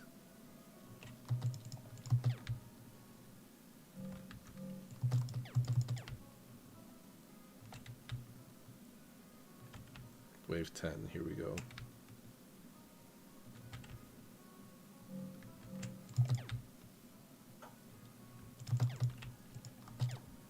No! He got in the way. Oh no. I'm gonna leave that one at that. I know we were close to the end, but that was, oh man, that was interesting. That was interesting. There's a lot of potential for this if the creator wanted to expand upon this.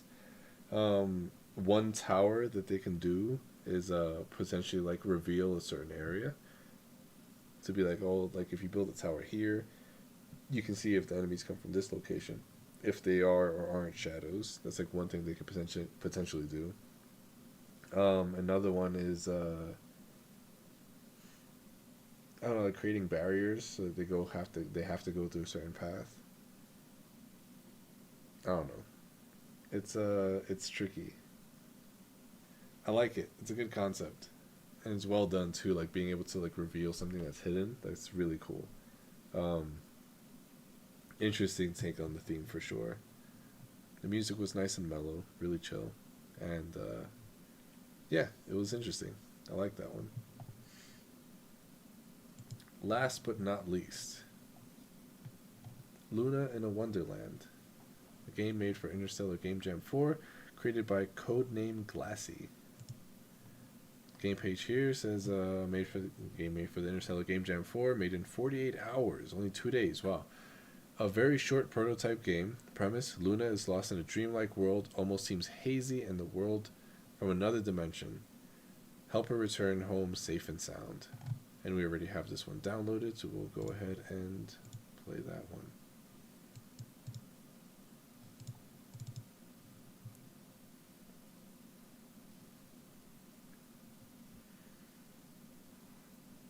Luna is lost and cannot return home. This place is almost like a dream, or a place from a dimension of another world.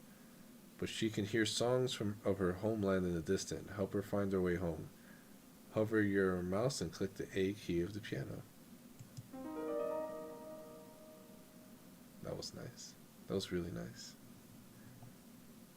Instruction: WASD to move, space to interact, escape to back, tab for songbook. Ooh. That's really cool.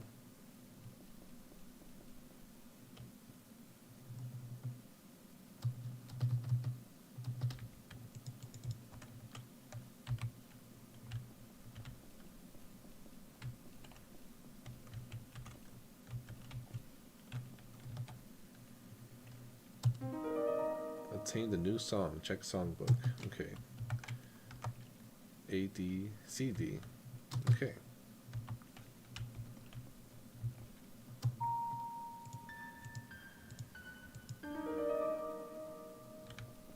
What would that do?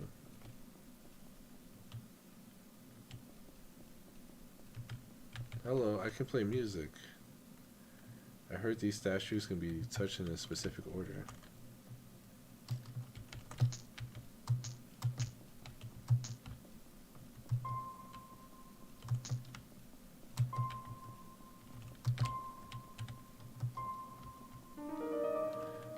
Nice. C, B, C, D. Is there a piano up ahead? Nope. I gotta go back to that piano. What was it? C, B, C, D.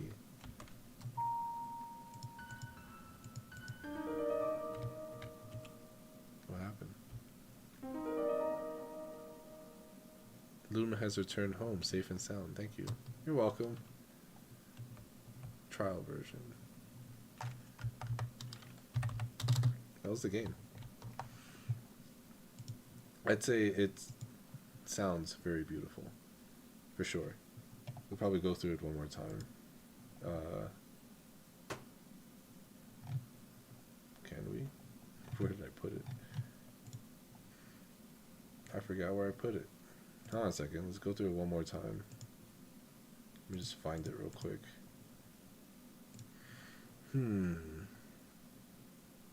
Where did I put it? I closed that way too quick. That was my bad.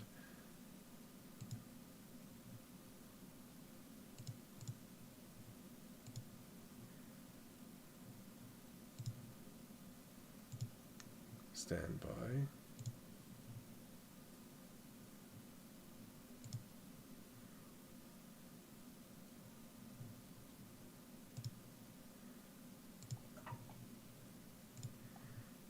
I think we have it right here.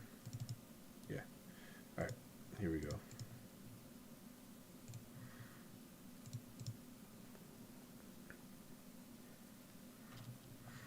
Yeah, Luna is lost in the world, cannot return home. I like how the keys play into the piano. Like you're playing a song. I like how there's a piano playing that shows you like, hey, this is what's happening. Something's happening. And the key is something. Let me see if I can remember it.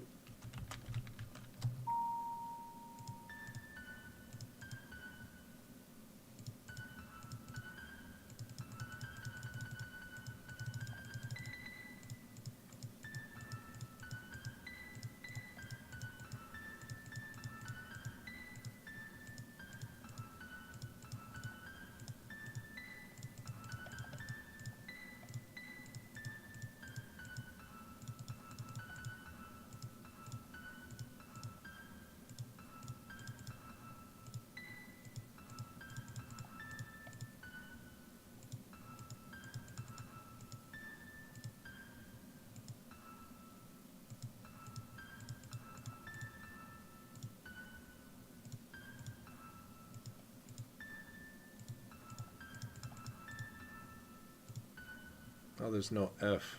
I just realized. If there was an F key, like this is really cool having like a virtual like little piano to play around, mess around with. If it had like the full scale like A B C D E F G, and maybe even threw in the minor keys, and then have all those kind of play out different like puzzles and stuff. There's a lot of potential this game could kind of go through. Also though, like having to run back to the piano every time you want to play a song might be a little tedious. Like having different instruments throughout the game could also be like another thing they could do. Then we go here, then we go play this one.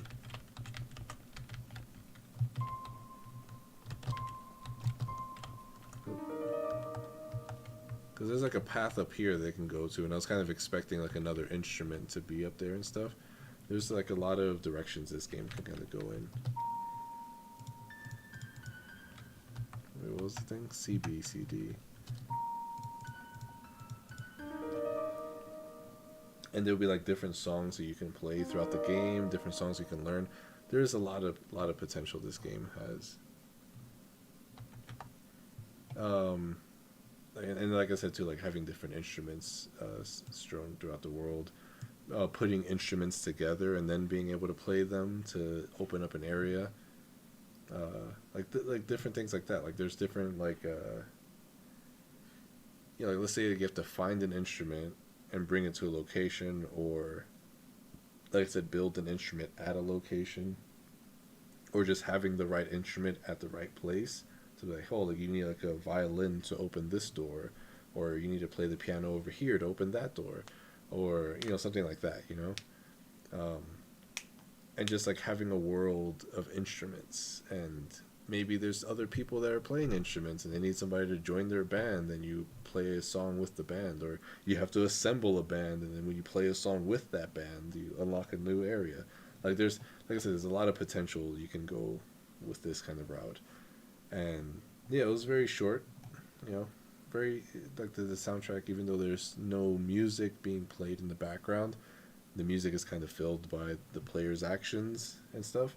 So I think that's pretty interesting. And again, like this has like a lot of potential to like grow into something like very, niche but unique, and like a nice little pretty game that the player can just play through, both as a game and also through the instruments.